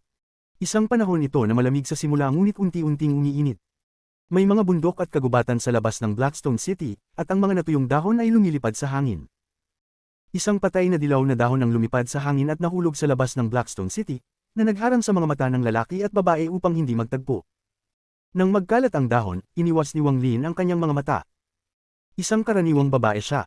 May dugo siya ng isang sinaunang demonyo ngunit wala siyang ipinapakitang demonyong aura. Sa halip, nagbigay siya ng aura ng isang purong puting lotus. Sa ilalim ng kanang mata ng babae ay isang marka ng kapanganakan. Hindi lang ito nakasira sa kanyang pagiging dalisay, kundi nagdagdag pa ng isang espesyal na detalye. Dahil dito, kahit hindi siya isang ganap na kagandahan, nakakakilig pa rin ang kanyang hitsura. Tulad ng kanyang pangalan, si Songji ay kasing exquisite ng isang tao sa isang painting. Magandang araw po, Prinsipe at mga Lord ng mga embahador ng Ancient Dao. Medyo namumula ang mukha niya nang magbigay siya ng magalang na pagyuko sa lahat. Ang apelyido mo ay Song. Siya ba ang tinutukoy ng Prinsipe? Nagbalik ang matandang lalaki sa itaas ng sinaunang demonyo. Nang tumingin siya sa babae, naging seryoso ang kanyang ekspresyon. Tama, ang apelyido niya ay Song. Ngumiti ang Prinsipe at nagpatuloy, sa usapang ito, siya ay bahagi ng pamilyang Song ng Grand Empyrean. Gayunpaman, malaki ang pamilya ng Grand Empyrean at siya ay mula sa isang malalayong sangay ng pamilya. Ngunit sa Blackstone City, itinuturing na makapangyarihan ang kanyang pamilya. Nag-isip sandali ang matandang lalaki sa itaas ng sinaunang demonyo at pagkatapos ay isinama ang kanyang mga kamay bilang pasasalamat sa prinsipe. Maraming salamat sa tulong ng prinsipe. Aakayin ko na ang babaeng ito. Kung hindi siya mapili, ibabalik namin siya. Magandang desisyon. Songji, sumama ka sa mga embahador ng Ancient Dao. Hindi alintana ng prinsipe ang nangyari. Ngumiti siya at ibinigay ang utos, sabay tanaw kay Wang Lin na may kasamang sigla sa kanyang mga mata. Parang napabuntong hininga si Songji, ngunit ang kanyang personalidad ay napakabait at hindi niya kayang tumanggi sa bagay na ito. Kinagat niya ang kanyang ibabang labi at naglakad patungo sa sinaunang demonyo. Direktang harapan ni Wang Lin ang daraanan ng babae. Nang malapit siya, bahagyang yumuko siya bilang tanda ng respeto at pagkatapos ay dumaan sa paligid ni Wang Lin patungo sa sinaunang demonyo. Isang banayad na amoy ang pumasok sa ilong ni Wang Lin at unti-unting nawala habang siya'y lumalayo. Nang umakyat siya sa sinaunang demonyo at lumapit sa matandang lalaki, tinangay ng hangin ang kanyang buhok at tinakpan ang kanyang mukha. Ngunit hindi nito naitago ang hitsura ng lungkot at pagtanggi sa kanyang mga mata habang tinitingnan ang kanyang bayang tinubuan. Sana hindi ako mapili, hindi naman ako ganoong kagante kaya, hindi siguro ako pipiliin. Naghihintay pa sila Auntie Chang at Sister Dong, binaba ng babae ang kanyang ulo at natakpan ng kanyang buhok ang mga malabong luha sa kanyang mata. Matapos tanggapin ng mga embahador ng Ancient Dao si Songji, magalang nilang isinama ang kanilang mga kamay bilang paggalang kay Wang Lin at sa prinsipe. Bigla, ang sinaunang demonyo ay tumingin sa langit at naglabas ng isang malakas na sigaw. Tumalon ito patungo sa hiwan na nagbukas sa langit. Pagkatapos, naging ulap ito at nawala sa loob ng butas. Malayo ang lugar na ito mula sa Ancient Dao Imperial City. Kahit na may sinaunang demonyo, aabutin pa sila ng ilang buwan bago makabalik sa kanilang tahanan. Matapos umalis ang mga embahador ng Ancient Dao, pinangunahan ng matipunong lalaki na nakasuot ng gintong armor ang lahat pabalik sa syudad. Sandali pa, ang labas ng syudad ay naging tahimik, maliban kay Wang Lin, ang nanginginig na sinaunang demonyo, ang prinsipe, at ang babae sa likod ng prinsipe. Ngumiti ang prinsipe Jido at isinama ang mga kamay kay Wang Lin. Hindi ko pa po alam kung ano ang pangalan ni Senior. Maari po bang ibahagi ninyo sa akin? Tumingin si Wang Lin sa prinsipe at dahan daw ang nagsabi, Wang Lin. Ah, kaya pala Senior Wang. Senior, hindi po maganda ang lugar na ito para mag-usap. May palasyo po ako sa Dark Country. Kung hindi po kayo abala, pwede po tayo doon at mag-usap ng detalyado kung paano ko po kayong papalitan sa mga hindi magandang pag-uugali ko kanina. Nagmukhang taos puso ang prinsipe at isinama ang mga kamay bilang paggalang kay Wang Lin. Nakita ni Wang Lin ang pagbabago ng pagpapakita ng respeto ng prinsipe mula sa kanyang dati, at sa mga mata ni Wang Lin ay kumislap ang isang hindi gaanong halatang reaksyon. Ang imperial na kapangyarihan ay mahina pa rin laban sa lakas. Ang dahilan kung bakit malakas ang imperial na pamilya ay dahil sa Grand Empyrean Gu Dao. Kapag nawala si Gu Dao, mawawala na rin ang kapangyarihan ng imperial na pamilya, tulad ng sa Celestial Clan. Tahimik na nagmuni si Wang Lin at pagkatapos ay tumango. Masayang-masaya si Prinsipe Jido at magalang na nagbigay daan kay Wang Lin upang umakyat sa sinaunang demonyo muna. Ang babae sa tabi ng prinsipe ay nagnanais magsalita ngunit pinigilan ng tingin ng prinsipe. Ang sinaunang demonyo ay naging napakasunod kapag umakyat si Wang Lin dito. Bagamat pula pa rin ang mga mata nito, hindi na naglalaman ng anumang kabaliwan at hindi na ito umuungal. Tumalon ito patungo sa hiwa sa langit at nawala. Pagkatapos nito, ang hiwa sa langit ay nagsara at bumalik sa normal. Parang wala nang nangyaring mga kaganapan. Ngunit, nang mawala ang sinaunang demonyo, isang malamig at mar-angel na tinig ang pumasok sa mga tenga ni Liang Yun, Kung Shi, at ng kabataang nakasuot ng itim. Ang tatlong ito ay hindi pinapayagang ipakalat ang balita na narito si Senior Wang, at hindi rin dapat hayaang kumalat ang usaping ito. Kung may mangyaring leak ng impormasyon, ang tatlong pamilya ninyo ay wawalisin. Ang tinig na ito ay nagmula kay Prinsipe Jido, ang Dark Country ng Ancient Shi. Ang bansang ito ay natatakpan ng ulap buong taon, kaya't nakakuha ito ng pangalan nito. Ayon sa mga balita, sa ilalim ng Dark Country ay may isang anyo ng life form na parang ulap. Nang mahuli ito ng Ancient Ancestor, ito ay nisil upang bumuo ng bansang ito. Sa loob ng ulap, may isang bundok na hugis kabayo. Sa tuktok nito ay may isang malaking palasyo na nagbigay ng malakas na aura. Maraming mga alalay at gwardya ang naninirahan sa palasyong ito. Sa araw na iyon, ang ulap sa itaas ng palasyo ay naghiwa at ipinakita ang langit sa gabi.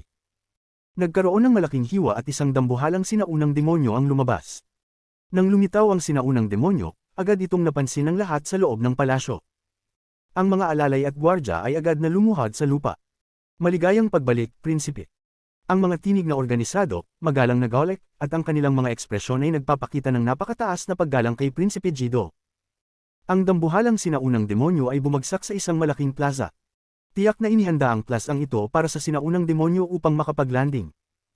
Bumagsak ang sinaunang demonyo at yumuko, kaya't ang kanyang ulo ay dumampi sa lupa. Tahimik na bumaba si Wang Lin. Sa likod niya ay ang prinsipe at ang babae, na may pakiramdam ng pagkamartir. Matapos maglakad pababa si Wang Lin, tumingin siya sa mapagpakumbabang dambuhalang sinaunang demonyo. Maganda itong sinaunang demonyo. Isang karangalan po sa sinaunang demonyo na matanggap ang papuri mula kay Senior. Ibinigay ito sa akin ng aking ama upang matulungan ako sa paglalakbay at protektahan ako. Ang ganitong klase ng sinaunang demonyo ay bihira. Siya ay isang mandirigma ng aming ancient Shi noon, ngunit, sa kasamaang palad, nang magsanib ang kanyang 27 na bituin, hindi niya nakuha ang pagkilala ng ancient ancestor. Naging demonyo siya muli at nawalan ng isip. Napabuntong hininga ang prinsipe matapos niyang magsalita. Tumango si Wang Lin. Muling tumingin ang kanyang mga mata sa sinaunang demonyo bago siya lumingon patungo sa palasyo. Napansin ng Prinsipe Jido ang ginawa ni Wang Lin. Matapos mag-atubili ng kaunti, nag-ipon siya ng lakas loob at nagsalita. Kung gusto po ni Senior Wang ang sinaunang demonyo na ito, handa po akong ipagkaloob ito kay Senior. Oh! Tumingin si Wang Lin kay Jido. Tumingin din si Prinsipe Jido kay Wang Lin, at ang kanyang ekspresyon ay lubos na taos puso. Dahan-daang nagsalita si Wang Lin, ito ba ang kabayaran na tinutukoy mo? Senior po ay nagkakamali. Paano po isang dambuhalang sinaunang demonyo lang ang makakapagbayad kay Senior? Senior, tayo po ay pumasok sa loob at doon mag-usap. Ngumiti ang prinsipe at pinangunahan si Wang Lin papasok. Pumasok silang tatlo sa palasyo mula sa plaza. Ang palasyong ito ay napakaganda ngunit nagbibigay pa rin ng malakas na aura ng kapangyarihan. Nang pumasok si Wang Lin sa bulwagan, mabilis na naglakad si Prinsipe Jido patungo sa unahan ni Wang Lin. Inihanda niya ang mga kamay niya na may sobrang seryosong ekspresyon at biglang yumuko. Ang junior na si Prinsipe Jido ng Ancient Shi ay magalang na bumabati sa white-haired Ascendant Empyrean. Matapos magsalita ang prinsipe, isang sigaw ang narinig mula sa babae sa likod niya. Punong-puno siya ng hindi paniniwala at umatras ng ilang hakbang. Talaga siyang nagulat sa mga salitang binitiwan ng kanyang kapatid. White-haired Ascendant Empyrean. Ang mga ancient clan ay patuloy na nagmamasid sa galaw ng Celestial Clan, lalo na ang balita tungkol sa mga bagong makapangyarihang cultivator na lumilitaw. Malaki ang atensyon na ibinuhos ng ancient clan kay Wang Lin. Binibigyan nila siya ng higit na pansin kaysa sa 5 Grand Empirines. Sa katunayan, ang 5 Grand Empirines ay mga kilalang personalidad, ngunit kakaunti lamang ang alam nila tungkol sa number 1 Ascendant Empyrean. May halong pagkabigla sa mga mata ni Wang Lin, at ang kanyang tingin kay Prinsipe Jido ay unti-unting naging malamig. Hindi po sinusubukan ng junior na subukan si senior. Lumitaw po si senior sa Blackstone City, na malapit sa dagat na naghihiwalay sa atin at sa Celestial Clan. Mayroon din po kayong kapangyarihang takutin ang sinaunang demonyo sa isang tingin, at hindi po ninyo tinangkang itago ang inyong pagkakakilanlan sa pamamagitan ng pagbibigay sa akin ng inyong pangalan. Dagdag pa, ang junior po ay may listahan ng mga larawan ng mga makapangyarihang miyembro ng Celestial Clan, at isinama po ang larawan ni senior. Gayunpaman, tanging ang 3 imperial na pamilya lamang ang may akses sa mga larawang ito, kaya't hindi po makikilala ni senior ng mga hindi kabilang sa aming pamilya. Nagpawis ng malamig si Prinsipe Jido mula sa malamig na tingin ni Wang Lin. Gayunpaman, nag-ipon siya ng lakas at nanatiling matatag. Inilabas niya ang jade at magalang na inabot kay Wang Lin. Nanatiling malamig ang ekspresyon ni Wang Lin nang tanggapin ang jade. Insweep ng kanyang divine sense ito at agad niyang nakita ang mga portrait ng 5 Grand Empirines at lahat ng Ascendant Empirines. Marami ring Empyrean exalts. Gayunpaman, tanging ang portrait niya at ang sa 5 Grand Empirines lamang ang nagbigay ng gintong liwanag. Ang lahat ng ibang portraits ay mukhang karaniwan lamang. Kabanata 2007 Maghanda. Napakatalino ni Prinsipe Jido, ang larawan sa jade niya ay halos katulad sa akin, at pinapayagan nito ang mga tao na makilala ako ng isang sulyap lang. Kaya't nangangahulugan ito na nang makita niya ako sa Blackstone City, mayroon na siyang hinala. Pero itinago niya ito ng maayos, hanggang sa hindi ko rin ito napansin. Kinuha ni Wang Lin ang jade at tumingin kay Jido. Ang kanyang mukha ay puno pa rin ng respeto, ngunit ngayon ay mapatla at puno ng pawis. Iyon ang dahilan kung bakit sinadyang pinatakbo ng sinaunang demonyo, upang tiyakin ang kanyang hinala. Pagkatapos, nang makasiguro na siya, ipinakita niya ang tamang dami ng pagkabigla. Sa wakas, upang pilitin akong manatili, sinabi niyang manatili ako upang magbigay galang sa akin. Gayunpaman, dahil tinangka niyang ipakita ang aking pagkakakilanlan dito at yumuko sa akin, nangangahulugan ito na sinusubukan niyang ipakita na wala siyang galit sa akin. Ngunit bakit niya akalain na hindi papatayin ng isang Ascendant Empyrean ng Celestial Clan ng isang prinsipe tulad niya? Maliban kung maayos ang ekspresyon ni Wang Lin. Nanatili ang kanyang tingin kay Prinsipe Jido ng ilang sandali bago ito inalis. Dahan-daang nagsalita si Wang Lin, dahil sinabi mo ito sa harap ko, alam mo na ang aking pagkakakilanlan. Nang marinig ito ni Prinsipe Jido, bahagya siyang nakapag-relax. Ang ginawa niyang iyon kanina ay katulad ng pagpasok sa kamatayan, ngunit determinado siya. Hindi niya kailanman bibitawan ang pagkakataong ito matapos makatagpo si Wang Lin, lalo na't ito na ang magtatakda ng kanyang kapalaran. Ang tanging disipulo ni Ancient Dao Grand Empyrean Zuan Luo ay si Wang Lin. Bagaman lihim ang bagay na ito, bilang isang miyembro ng Royal Family, nalaman pa rin namin. Nang pumunta si Zuan Luo sa Celestial Clan at bumalik, agad siyang pumasok sa closed-door cultivation. Nagsimula kaming mag-imbestiga, at sa tulong ni Grand Empyrean Song, nahulaan namin ang karamihan nito. Ngunit kahit noon, hindi pa sigurado si Ama at si Grand Empyrean Song Tian kung ang white-haired Empyrean Exalt Wang Lin ng Celestial Clan ay siya ring disipulo ni Grand Empyrean Zuan Luo. Hanggang sa nakita ko si Senior sa Blackstone City, doon ko lang na-realize. Mukhang si Senior nga ang disipulo ni Grand Empyrean Zuan Luo. Nagpawis ng malamig si Jido habang mabilis na nagsalita. Sa harap ni Wang Lin, ramdam niya ang matinding presyon, na mas matindi pa kaysa noong hinarap niya ang kanyang ama. Ito ay maihahambing sa Grand Empyrean Song Tian. Ang babae sa likod niya ay napakaputla matapos marinig ang lahat ng ito. Ang kanyang mga mata ay puno ng hindi paniniwala. Gayunpaman, sa pagpapahintulot na manatili siya, malinaw na may tiwala siya kay Jido. Isinagap ni Wang Lin ang kanyang tingin sa babae. Mukhang kamukha siya ni Jido. Ito ang aking nakababatang kapatid na babae. Pareho kami ng ina, mabilis na ipinaliwanag ni Jido. Dahan-daang nagsalita si Wang Lin, dahil alam mo ang aking pagkakakilanlan, alam mo na ako ay disipulo ni Zuan Luo, at nakita mo akong humihingi ng mapa ng Ancient Dao, alam mong pupunta ako doon, bakit ka pa nagyuyuko sa akin? Senior, ang Ancient Dao ay hindi isang magandang lugar. Kahit na si Senior ay disipulo ni Grand Empyrean Zuan Luo, ang Ancient Dao Emperor ay masyadong makitid ang pag-iisip. Kung pupunta si Senior doon, tiyak na madidiskaril siya. Bago pa matapos magsalita si Prinsipe Jido, kumislap ang malamig na liwanag sa mga mata ni Wang Lin at nagbuga siya ng malamig na hininga. Ibinangon niya ang kanyang manggas at lumingon upang umalis mula sa palasyo. Senior. Kumagat ang mga ngipin ni Prinsipe Jido at lumuhad ng isang tuhod. Bilang prinsipe, tanging sa kanyang ama at ina lamang siya lumuhad at hindi sa iba. Ngunit ngayon, lumuhad siya sa harap ni Wang Lin.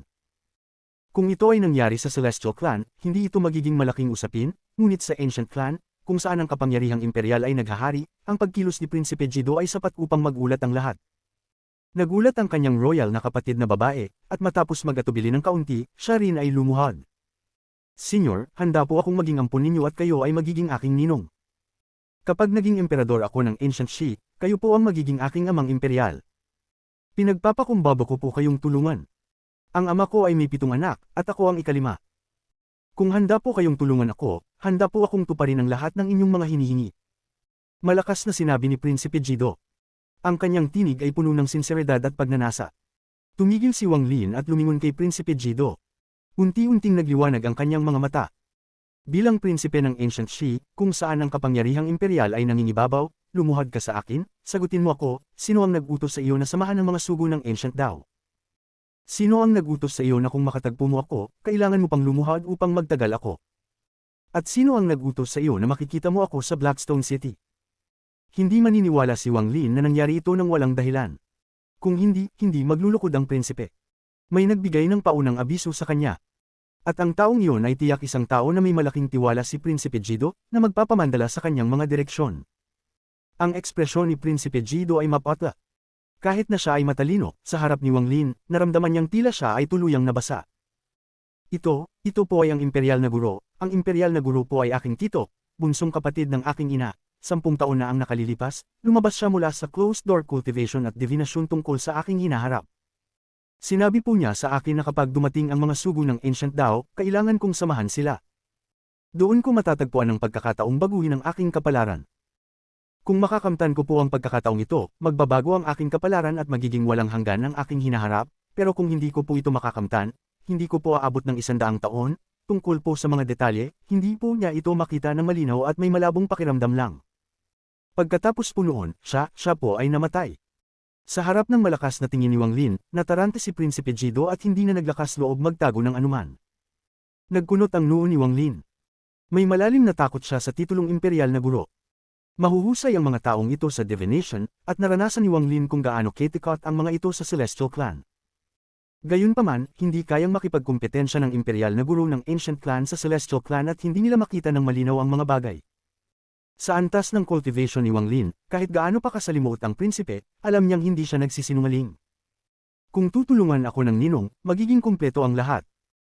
Ngayon na matanda na ang aking ama at handa ng magretiro, pipili ng bagong emperador mula sa aking 7 kapatid, hindi po kailangang magdesisyon agad si Ninong, ngunit kung balang araw ay magdesisyon si Ninong na lisanin ang Ancient Dao at walang mapuntahan, mangyaring pumunta dito upang matupad ko ang aking pagpapakumbaba, mabilis na sinabi ni Prinsipe Jido. Inihanda ko po ang isang regalo para kay Ninong. Ito po ang aking pagpapakumbaba kay Ninong, mangyaring tanggapin po ito. Initaas ng prinsipe ang kanyang kanang kamay at may lumitaw. Ang bagay na ito ay isang jade na katawan, at magalang niyang inabot ito kay Wang Lin. Nag-isip si Wang Lin sandali at kinuha ang jade. Inscan ito ng kanyang divine sense at nakita ang isang jade at isang silindro na kasing kapal ng isang daliri. Ang jade na ito ay isang makapangyarihang yaman ng aming ancient Shi. Ibinigay ito sa akin ng aking ama noong ipinanganak ako. Tanging ang royal clan lamang ng ancient Shi ang maaaring makakuha nito, at isang beses lang ito ibinibigay sa buong buhay. Ang bagay na ito ay isang ancestral jade, at ang kapangyarihan ng daliri ng ancient ancestor ay nakatago dito. Malakas ito, ngunit ang pinakadakilang gamit nito ay upang magkamalay. Kung maiintindihan mo ang daliri na ito, magiging napakagamit nito. Gayunpaman, hindi naintindihan ito ng mga nakaraang henerasyon ng prinsipe ng Ancient Shi, pati na rin ng mga emperador. Ito ang pinakamakapangyarihang yaman na natamo ng isang prinsipe. Ito po ay ibinibigay ko sa ninong. Ang silindro po na ito ay naglalaman ng likido. Imposibleng matukoy ang pinagmulan nito. Iniwan ito ng ancient ancestor, at naglalaman ito ng purong esensya ng kahoy. Alam ko po na para magkaroon ng reputasyon si Ninong sa Celestial Clan, kailangan ninyong mag-cultivate ng essences, kaya po inihanda ko ito. Ako po ay prinsipe lamang at hindi ang emperador ng Ancient Shi, ngunit kung ako po ang maging emperador, bubuksan ko po ang treasure room ng Ancient Shi para sa Ninong upang mamili. Gagamitin ko po ang buong lakas ng Ancient Shi upang magbayad kay Ninong sa pagtulong sa akin upang umakyat sa trono. Ang mga salita ng prinsipe ay puno ng determinasyon at katiyakan. Hawak ni Wang Lin ang jade box at tahimik na nag-isip, ngunit hindi ito inilagay. Habang tahimik na nag-iisip si Wang Lin, tahimik ang buong palasyo. Si Prinsipe Jido ay labis na nerbyoso, at hindi niya ito ginigiit, talagang nerbyoso siya. Taos puso niyang inialay ang lahat, kahit lumuhad siya, hindi nag-atubiling tawaging kanyang ninong si Wang Lin, at nagbigay ng mabigat na regalo upang makuha ang pagkilala at tulong ni Wang Lin. Pinaniwalaan niyang tama ang kanyang tito, na namatay 10 taon na ang nakalilipas. Ang mga sinabi ng tito niya bago mamatay ay nakaukit sa kanyang puso. Hindi ko pwedeng hulaan kung sino siya, pero kung handa siyang tumulong, magiging emperador ka ng Ancient Shi. May pagkakataon ka pang pag-isahin ang 3 clan at maging tunay na Ancient Emperor. Hindi ako maaaring magkamali. Ito ang isang bakas ng hinaharap na idiniven ko sa presyo ng aking buhay. Kung hindi ka tutulungan, hindi ka mabubuhay ng higit sa 100 taon, naalala ni Jido ang kanyang tito. Ang malungkot na tingin ng tito niya habang dahan daw ang ipinipikit ang kanyang mga mata at pinakawalan ng mga kamay ni Jido. Ninong.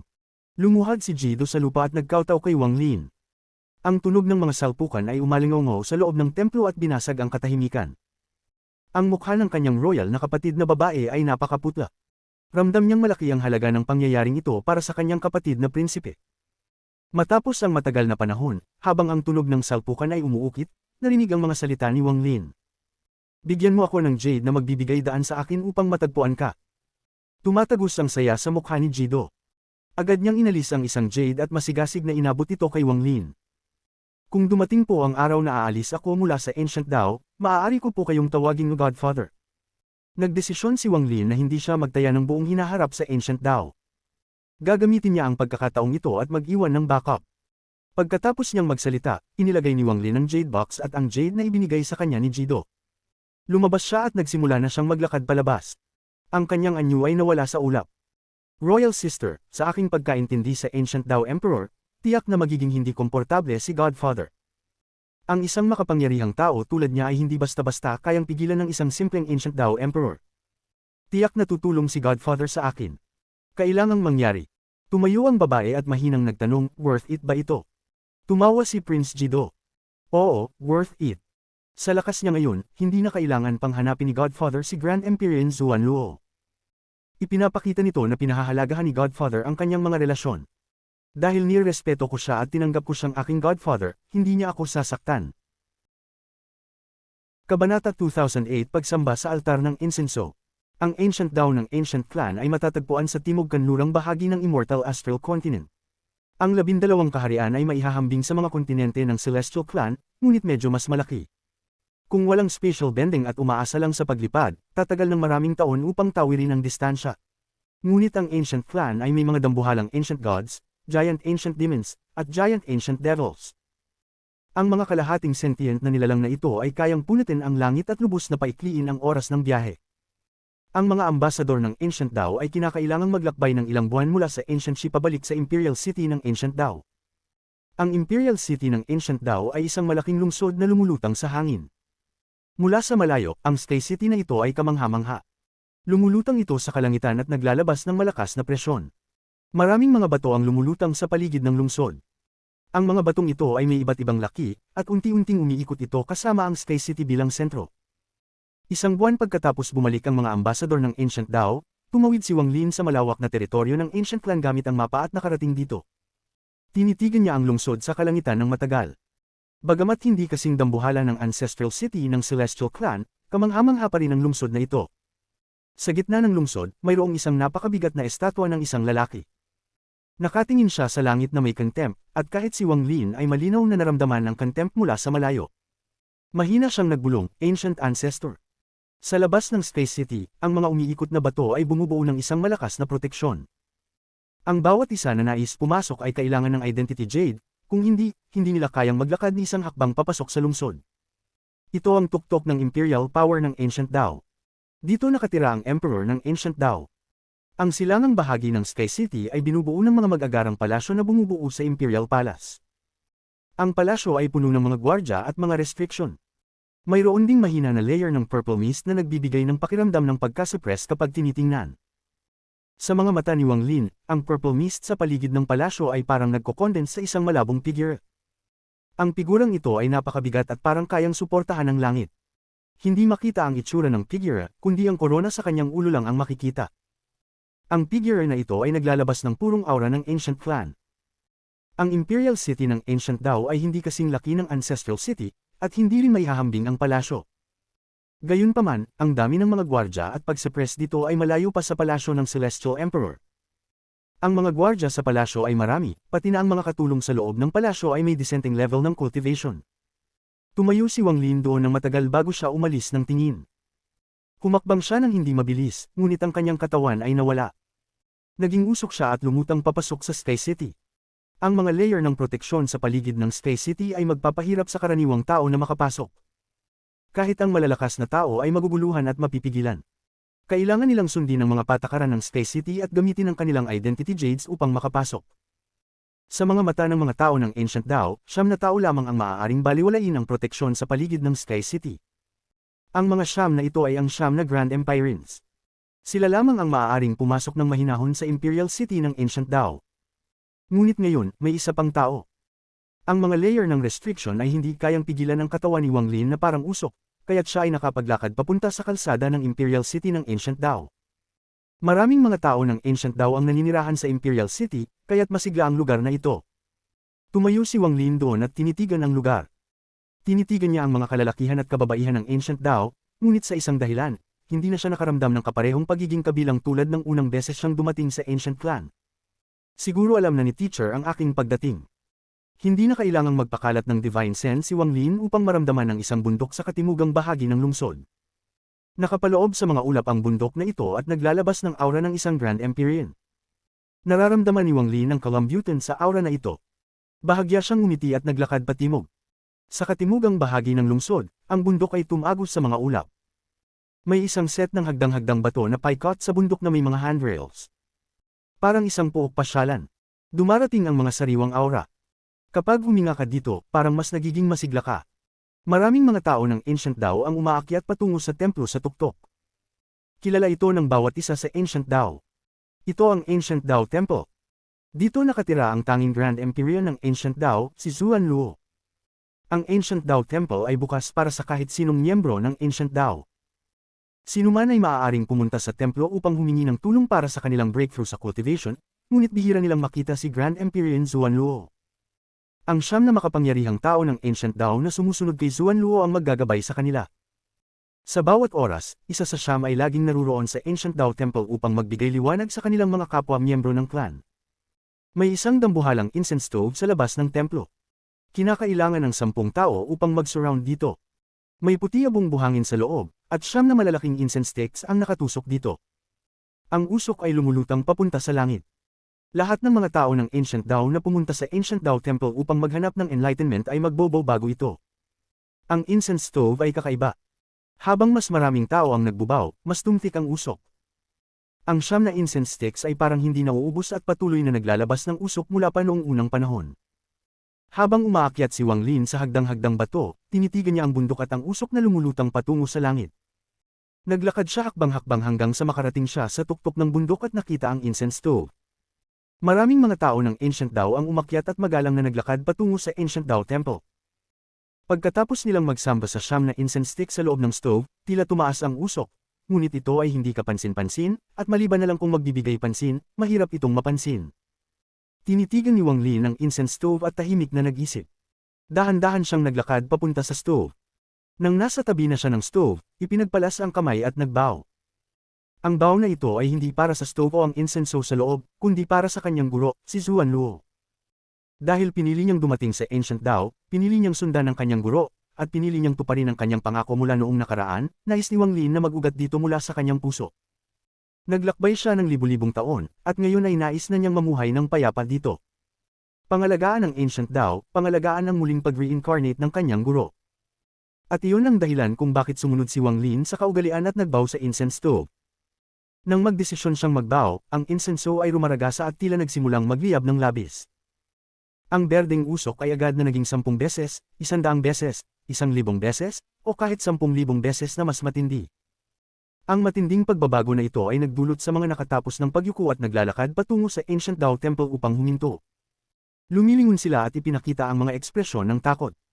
Ang ilang mga mamamayan ng Ancient Dao sa likod ni Wang Lin ay tumigil din at ipinakita ang mga ekspresyon ng hindi makapaniwala. Ang incense stove ay umuungol at mas maraming usok ang umakyat sa langit. Ang tindi ng usok ay labis na mas malakas kaysa dati, sa puntong hindi na ito maihahambing. Para itong paghahambing ng buwan sa mga alitaptap. Ang usok ay umakyat sa langit at sobrang lakas.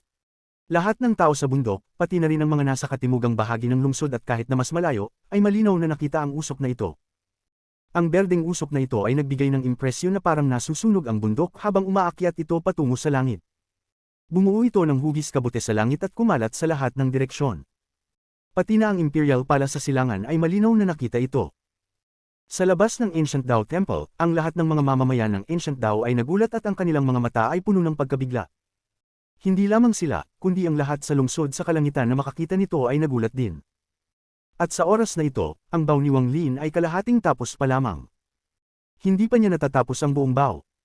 Kasabay nito, sa Ancient Dao Imperial Palace, isang lalaking nakasuot ng royal robe at korona ang nakatayo sa isa sa pinakamataas na pavilion. Nakakunot ang noo niya habang tinitingnan ang usok sa langit. May isang matandang lalaki sa likod niya, at magalang na sinabi ng matanda, "Kamahalan, kabuang 31 na kababaihan ang pinili sa pagsasagawang ito." Lahat sila ay inihanda upang magsanib sa kaluluwa. Ngunit bago siya makatapos magsalita, nagulat din siya sa malakas na berdeng usok sa malayo. Para maglabas ang incense stove ng Ancient Dao Temple ng ganitong karaming usok. Suriin kung sino ang taong ito. Ang lalaking nakasuot ng royal robe ay nagkunot ng noo at nagsalita, ngunit bago siya makatapos, nanginginig ang katawan niya. Ang kanyang mga mata ay naglalabas ng isang mabagsik na liwanag. Ang matandang lalaki sa likod niya ay napalunok at hindi na malayang umatras ng ilang hakbang. Ang nakita niya ngayon ay nagbigay sa kanya ng mas malaking pagkabigla kaysa sa mga naunang nakita niya, at pati takot ay sumak sa kanyang puso. Ang lumaragasa at berdeng usok ay talagang yumuko at gumuhit ng arko, na para bang hindi kayang tiisin ang lakas ng bow. Nagsimulang mag-dissipate ito at tila malapit ng bumagsak. Ang eksenang ito ay nakakagimbal. Ang lahat ng tao sa Ancient Dao Imperial City na nakakita nito ay napasigaw. Ito ay higit pa sa kanilang imahinasyon. Hindi nila akalain na may makakagawa ng berdeng usok sa harap ng Ancient Dao Temple na yumuko at halos mag-collapse. Paano ito itinuturing na pagyuko sa mga incense sticks? Malinaw na ang berdeng usok ang yumuyuko sa tao. Bago ang Ancient Dao Temple, hindi ipinagpatuloy ni Wang Lin ang kanyang bao, dahil nakita niyang hindi kayang tiisin ng berdeng usok ang kanyang bao. Kung ipinagpatuloy niya ito, tiyak na magbabasag. Wang Lin, hindi mo kailangang magyuko. Pumunta ka sa likod na bundok. Isang pamilyar na boses ang narinig ni Wang Lin mula sa kanyang mga tainga. Ang boses na iyon ay malambing at puno ng kabaitan. Tumuwid ang katawan ni Wang Lin at tumigil ang berdeng usok sa pagyuko. Lumakad si Wang Lin patungo sa incense stove at ang lumaragasang usok ay bumalik sa normal. Kabanata 2009 Isang tasa ng mainit na tsaa ay kasing init ng bahay. Sa Ancient Dao Imperial Palace, ang lalaking nakasuot ng royal robe ay kinuha ang kanyang mga kamay at may malungkot na ekspresyon. Sa likod niya, ang matandang lalaki ay hindi maglakas loob na huminga ng malalim.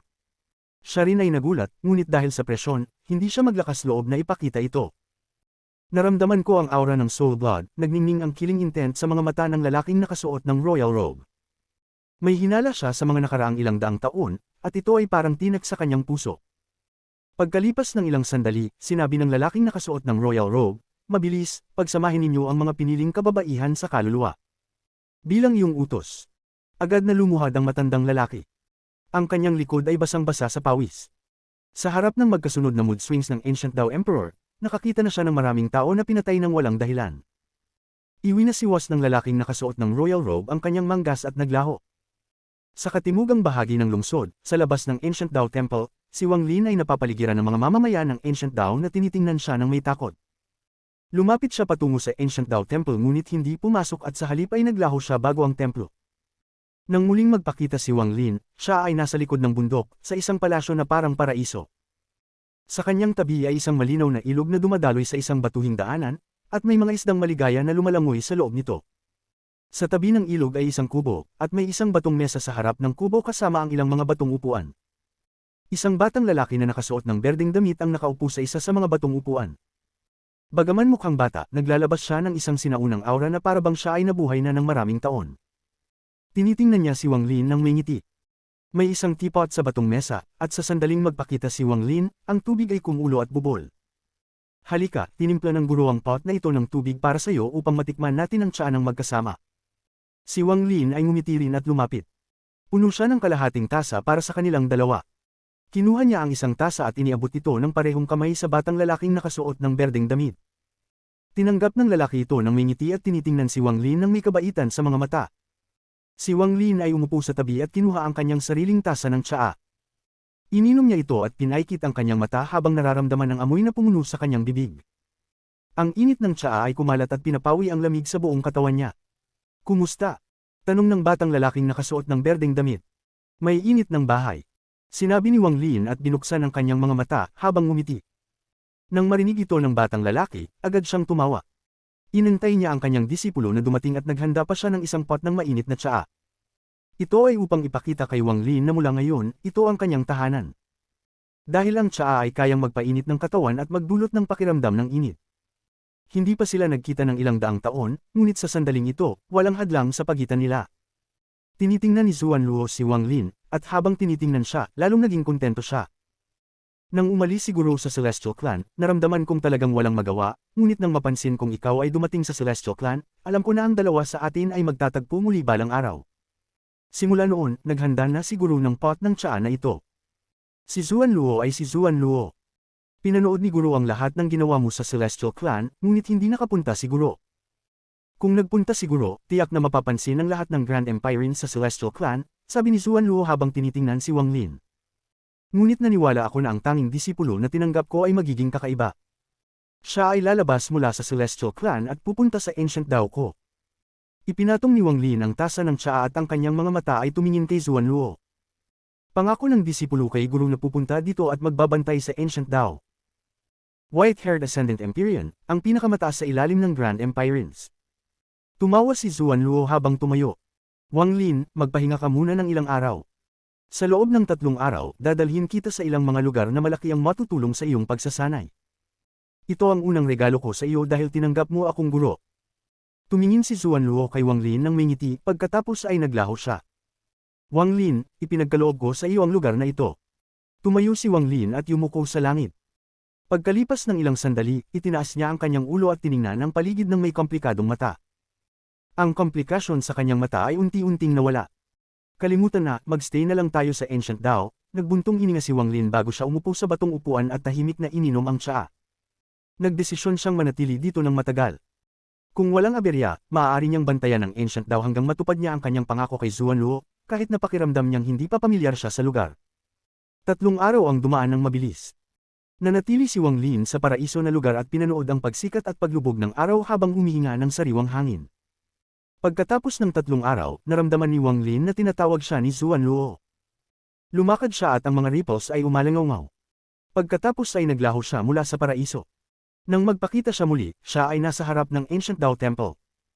Ito ang umaga ng ika-4 na araw, at ang bundok ay natabunan ng berdeng hamog.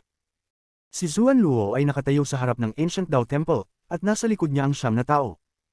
Sa 9 na ito, 7 ang kalalakihan at 2 ang kababaihan.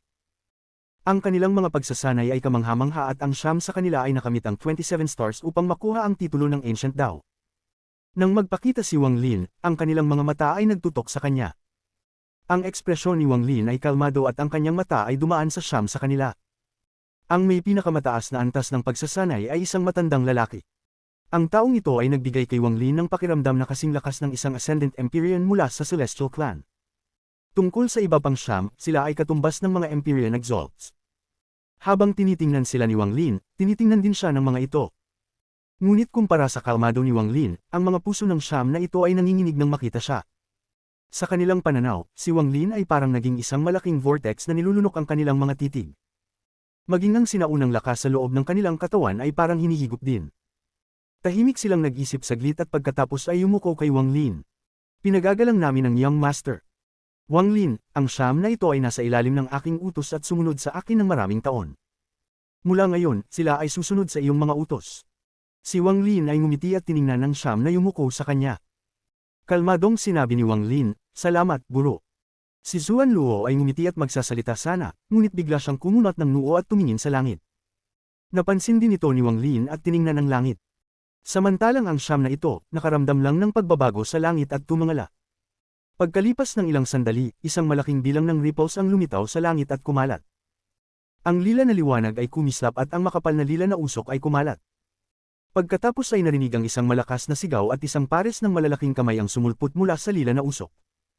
Kasunod nito, isang malaking lalaki na ilang libong talampakan ang taas ang lumabas. Sa likod niya, iba pang sinaunang mga demonyo na ilang libong talampakan ang taas ang sumunod. Pagkalipas ng sandali, halos 100 tao ang lumabas mula sa lila na usok. Wala sa kanila ang mahina ang pagsasanay. Hindi marami sa kanila ang may kapangyarihan ng Empyrean Exalt, ngunit halos lahat sa kanila ay katumbas ng Golden Exalts. May mga sinaunang Diyos, sinaunang demonyo, at sinaunang diablo. Nang lumabas sila, tumayo silang maayos sa langit at lumuhad patungo sa lila na usok. Maligayang pagdating, Ancient Emperor. Isang sigaw na parang alon ang umabot sa buong mundo. Habang ang mga boses ay umaabot, ang lila na usok ay magulong gumalaw at may isang tao na lumabas. Siya ay nakasuot ng royal robe at korona at nagbigay ng presyon ng walang galit. Sa likod niya, may 2 matandang lalaki. Ang mga likod ng 2 matandang lalaki ay nakayuko habang sumunod sila. Tiningnan ni Wang Lin ang 2 matandang lalaki at kumislap ang kanyang mga mata ng kaunti. Ang mga ito ay may aura na hindi mas mababa kaysa sa mga Ascendant Empyreans. Maligayang pagdating, Ancient Emperor. Agad na naging magalang ang 9 na tao sa ilalim ni Zuan Luo nang makita nila ang lila na usok. Nang magpakita ang lalaking nakasuot ng royal robe, nagpakita sila ng mga masayang ekspresyon at agad na lumuhad. Tanging si Zuan Luo at Wang Lin lang ang kalmado at nakatayo habang pinapanood ang nangyayari. Si Yemo ay bumabati kay Lord Zuan. Ang lalaking nakasuot ng royal robe ay ngumiti at ang kanyang malakas na aura ay hamupat, naging parang simoy ng hangin. Ang sinuman na makakakita ay mararamdaman ang pakiramdam ng pamilyaridad. Si Wang Lin ay nakatayo at tinitingnan ang lalaking nakasuot ng royal robe. Mula sa mga taong lumuhad at sa kanilang mga sinabi, alam ni Wang Lin na siya ang Ancient Dao Emperor. Habang tinitingnan ng taong ito, hindi maiwasan ni Wang Lin na ihambing siya kay Celestial Emperor Lian Daoshan. Kung ito ay tungkol sa pagsasanay o ugali, hindi siya makakapantay kay Celestial Emperor.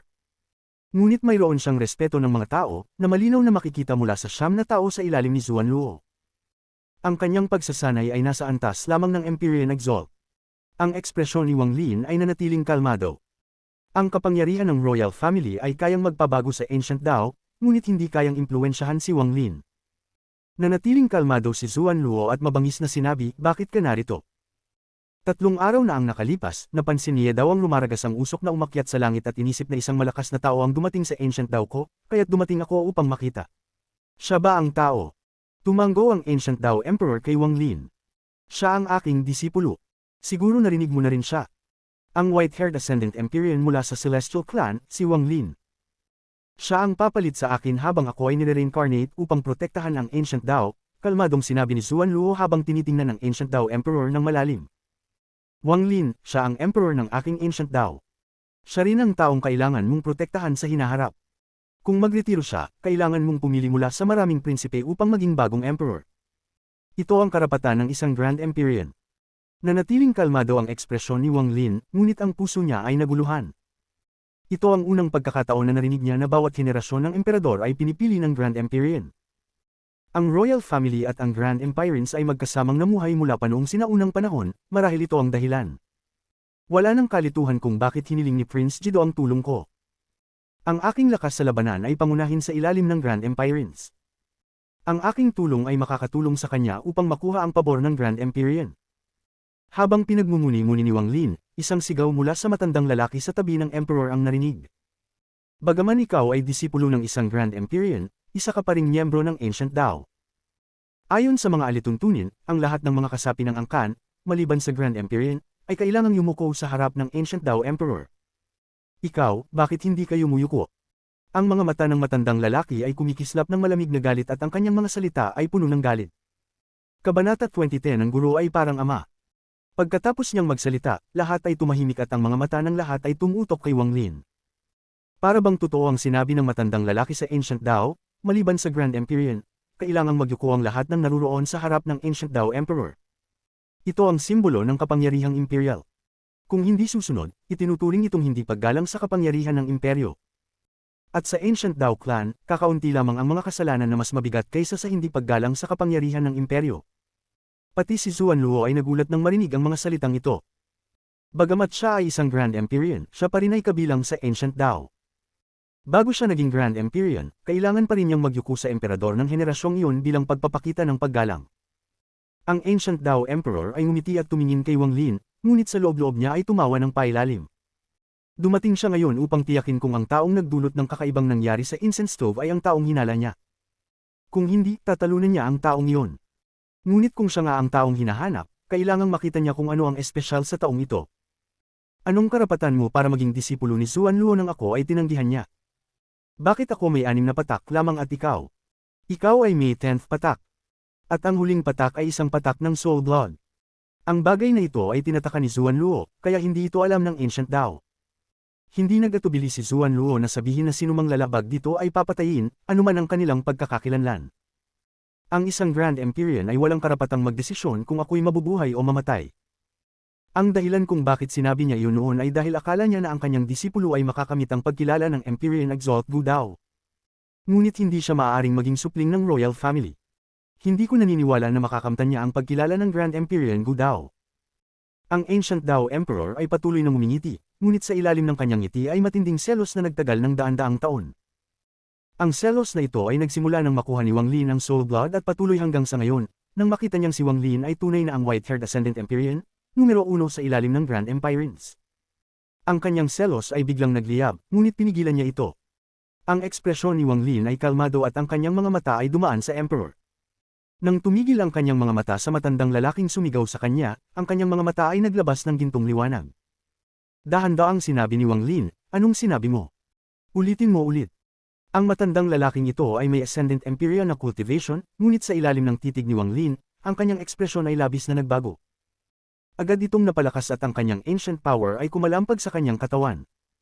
Nakaramdam siya ng presyon mula sa katawan ni Wang Lin at hindi niya kayang tiisin ito. Mas mahalaga pa, sa ilalim ng titig ni Wang Lin, naramdaman niya ang panginginig sa kanyang dugo, na parang si Wang Lin ay may hindi maipaliwanag na maharlikang dugo. Ang dugo na ito ang nagpasigla sa katawan ng matanda. Tama na.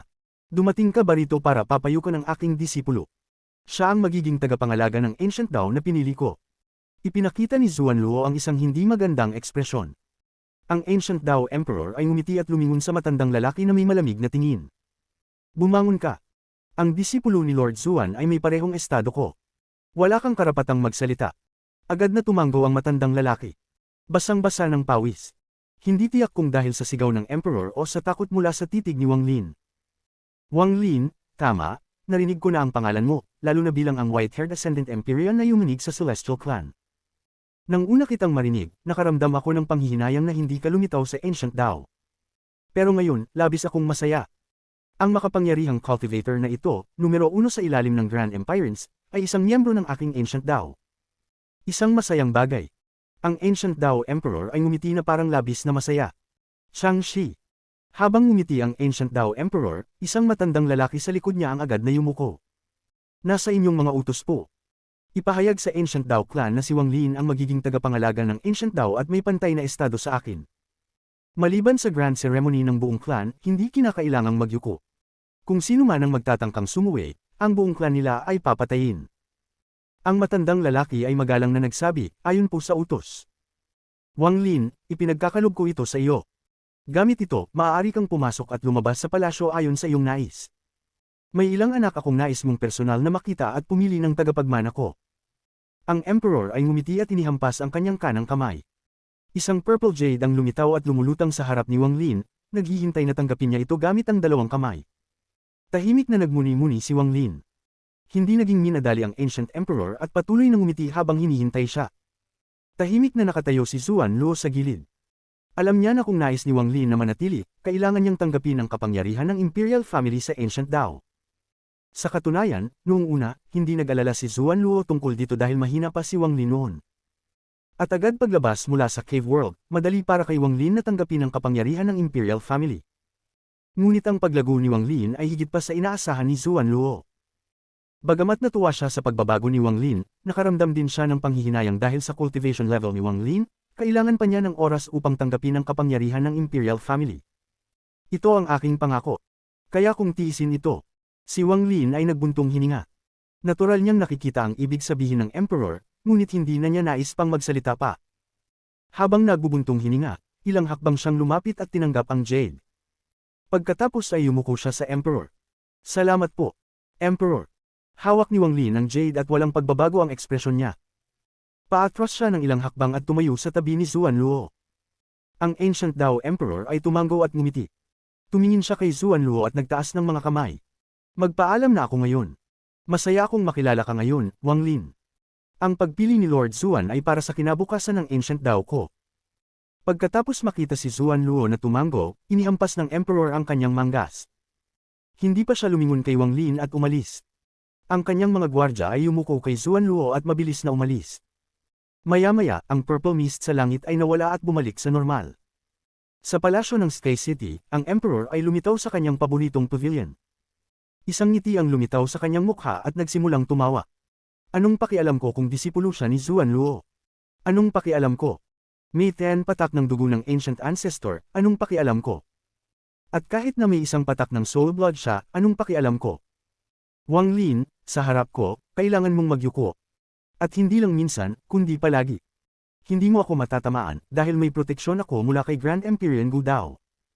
Kapag pumasok si Zuan Luo sa reincarnation, nais kong malaman mo na kung gusto ko, madali lang kitang patayin. Sa labas ng Ancient Dao Temple, tinitingnan ni Zuan Luo si Wang Lin ng may komplikadong ekspresyon at tahimik na nagmuni-muni. Samantala, pagkatapos umalis ng Ancient Dao Emperor, ngumiti si Wang Lin at marahan na nagsalita kay Zuan Luo. Guro, naghintay ako ng 3 araw para sa Reg Along ipinangako mo. Ang ngiti ni Wang Lin ay nagpabigat sa ekspresyon ni Zuan Luo. Nagmula ka sa Cave World at mataas ang estado mo doon. Sa Celestial Clan, ikaw ang white-haired Empyrean Exalt, numero 1 sa ilalim ng Grand Empirans. Ngunit sa Ancient Clan, dahil sa kapangyarihan ng imperyo, kailangan mong magbaba ng ulo. Inaasahan ito ng guro, ngunit ngayon nararamdaman kong pinabayaan kita. Tiningnan ni Zuan Luo ang kanyang disipulo. Huwag mag-alala, guro. Walang masama. Dahil pinili ng disipulo na dumating dito, hindi ko aalintana ang mga walang kwentang bagay. Dahil ang kapangyarihan ng imperyo ay pinakataas sa Ancient Clan at nais ng Emperor na supilan ako, magyuyuko ako sa clan ceremony. Kung kaya ko, magyuyuko ako. Sa Cave World, ipinangako ko sa guro na paprotektahan ko ang Ancient Dao. Tinutupad ko ito. Si Wang Lin ay ngumiti habang nagsasalita. Tahimik si Zuan Luo. Matapos ang ilang sandali, nagdesisyon siya. Ika'y nag-iisa kong disipulo. Kung sa tingin mo hindi akma sa iyo ang lugar na ito, hindi mo kailangang tuparin ang pangako mo noon. Maaari kang umalis anumang oras. Ano man ang piliin mo, saan man ikaw naroroon, ako, si Zuan Luo, ay iyong guro. Ang mga salita ni Zuan Luo ay taos-puso at nagdulot ng init sa puso ni Wang Lin. Ang init na iyon ay tulad ng tsa na ininom nila 3 araw na ang nakaraan, at muling nagdulot ng init kay Wang Lin. Tumanggo siya. Sige, huwag na nating pag-usapan ang bagay na iyon. Dadalhin kita sa ilang mga lugar na makakatulong sa iyong mga essences. Si Zuan Luo ay ngumiti at inihampas ang manggas. Kinuha niya si Wang Lin at sila ay nawala. Ancient Dao, Pingtian Country. Ang bansang ito ay isang kapatagan at walang mga bundok. Ang kapatagan ay puno ng mga damo, at habang hamihip ang hangin, maririnig ang tunog ng mga dahon. Napakagaan sa pandinig. Sa hilaga ng kapatagan, may isang malalim na lawa na may amoy ng pagkabulok. Tila hindi ito dapat naruroon, isang matinding kaibahan sa buong kapatagan. Natuklasan ito ng nakaraang Grand Empyrean ng Ancient Dao at tinatakan upang mapanatili ito. Nang ipasa ito sa akin, balak kong gamitin ito para mag-refine ng isang faith treasure sa hinaharap, ngunit nang tanggapin kita bilang disipulo, napansin ko na magiging malaking tulong ito sa iyo, kaya ipinagkakalob ko ito sa iyo. Ang lawan na ito ay matagal nang nariyan. Inimbestigahan ko ito minsan at natukoy kung marahil ay isang sinaunang lugar ng labanan. Ang lawa ay naglalaman ng malakas na killing intent. At makakatulong ito sa paglago ng iyong slaughter essence. May ilang mga lugar na katulad nito na naglalaman ng iba't ibang essences, at dadalhin kita sa bawat isa. Marami sa mga ito ay nasa ibang 2 clan, ngunit nakipagkasundo ako sa 2 Grand Empires daan-daang taon na ang nakaraan para makapunta ka sa mga ito at mag-refine at mag-absorb. Sa tabi ng lawa, ngumiti si Zuan Luo kay Wang Lin. Hindi sinabi ni Zuan Luo kung anong halaga ang ibinayad niya sa ibang 2 Grand Empires upang pumayag sila, ngunit tiyak na hindi maliit ang halaga. Sa wakas, dadalhin kita upang makita ang aking ancestro sa Ancient Clan, si Grand Empyrean Gu Dao. Dahil sa kanyang presensya, hindi maglalakas loob ang Celestial Clan na magsalakay. Si Grand Empyrean Gu Dao ay laging nagsasagawa ng closed-door cultivation. Ipinagbigay alam ko na ang iyong sitwasyon sa kanya noon, kaya kapag dinala kita doon, marahil makikita kanya. Siguro magiging malaking pagkakataon ito para sa iyo. Tiningnan ni Zuan Luo si Wang Lin ng may kabutihang loob. Isinasalaysay niya ang daan na kanyang inihanda para kay Wang Lin sa nakaraang ilang daang taon.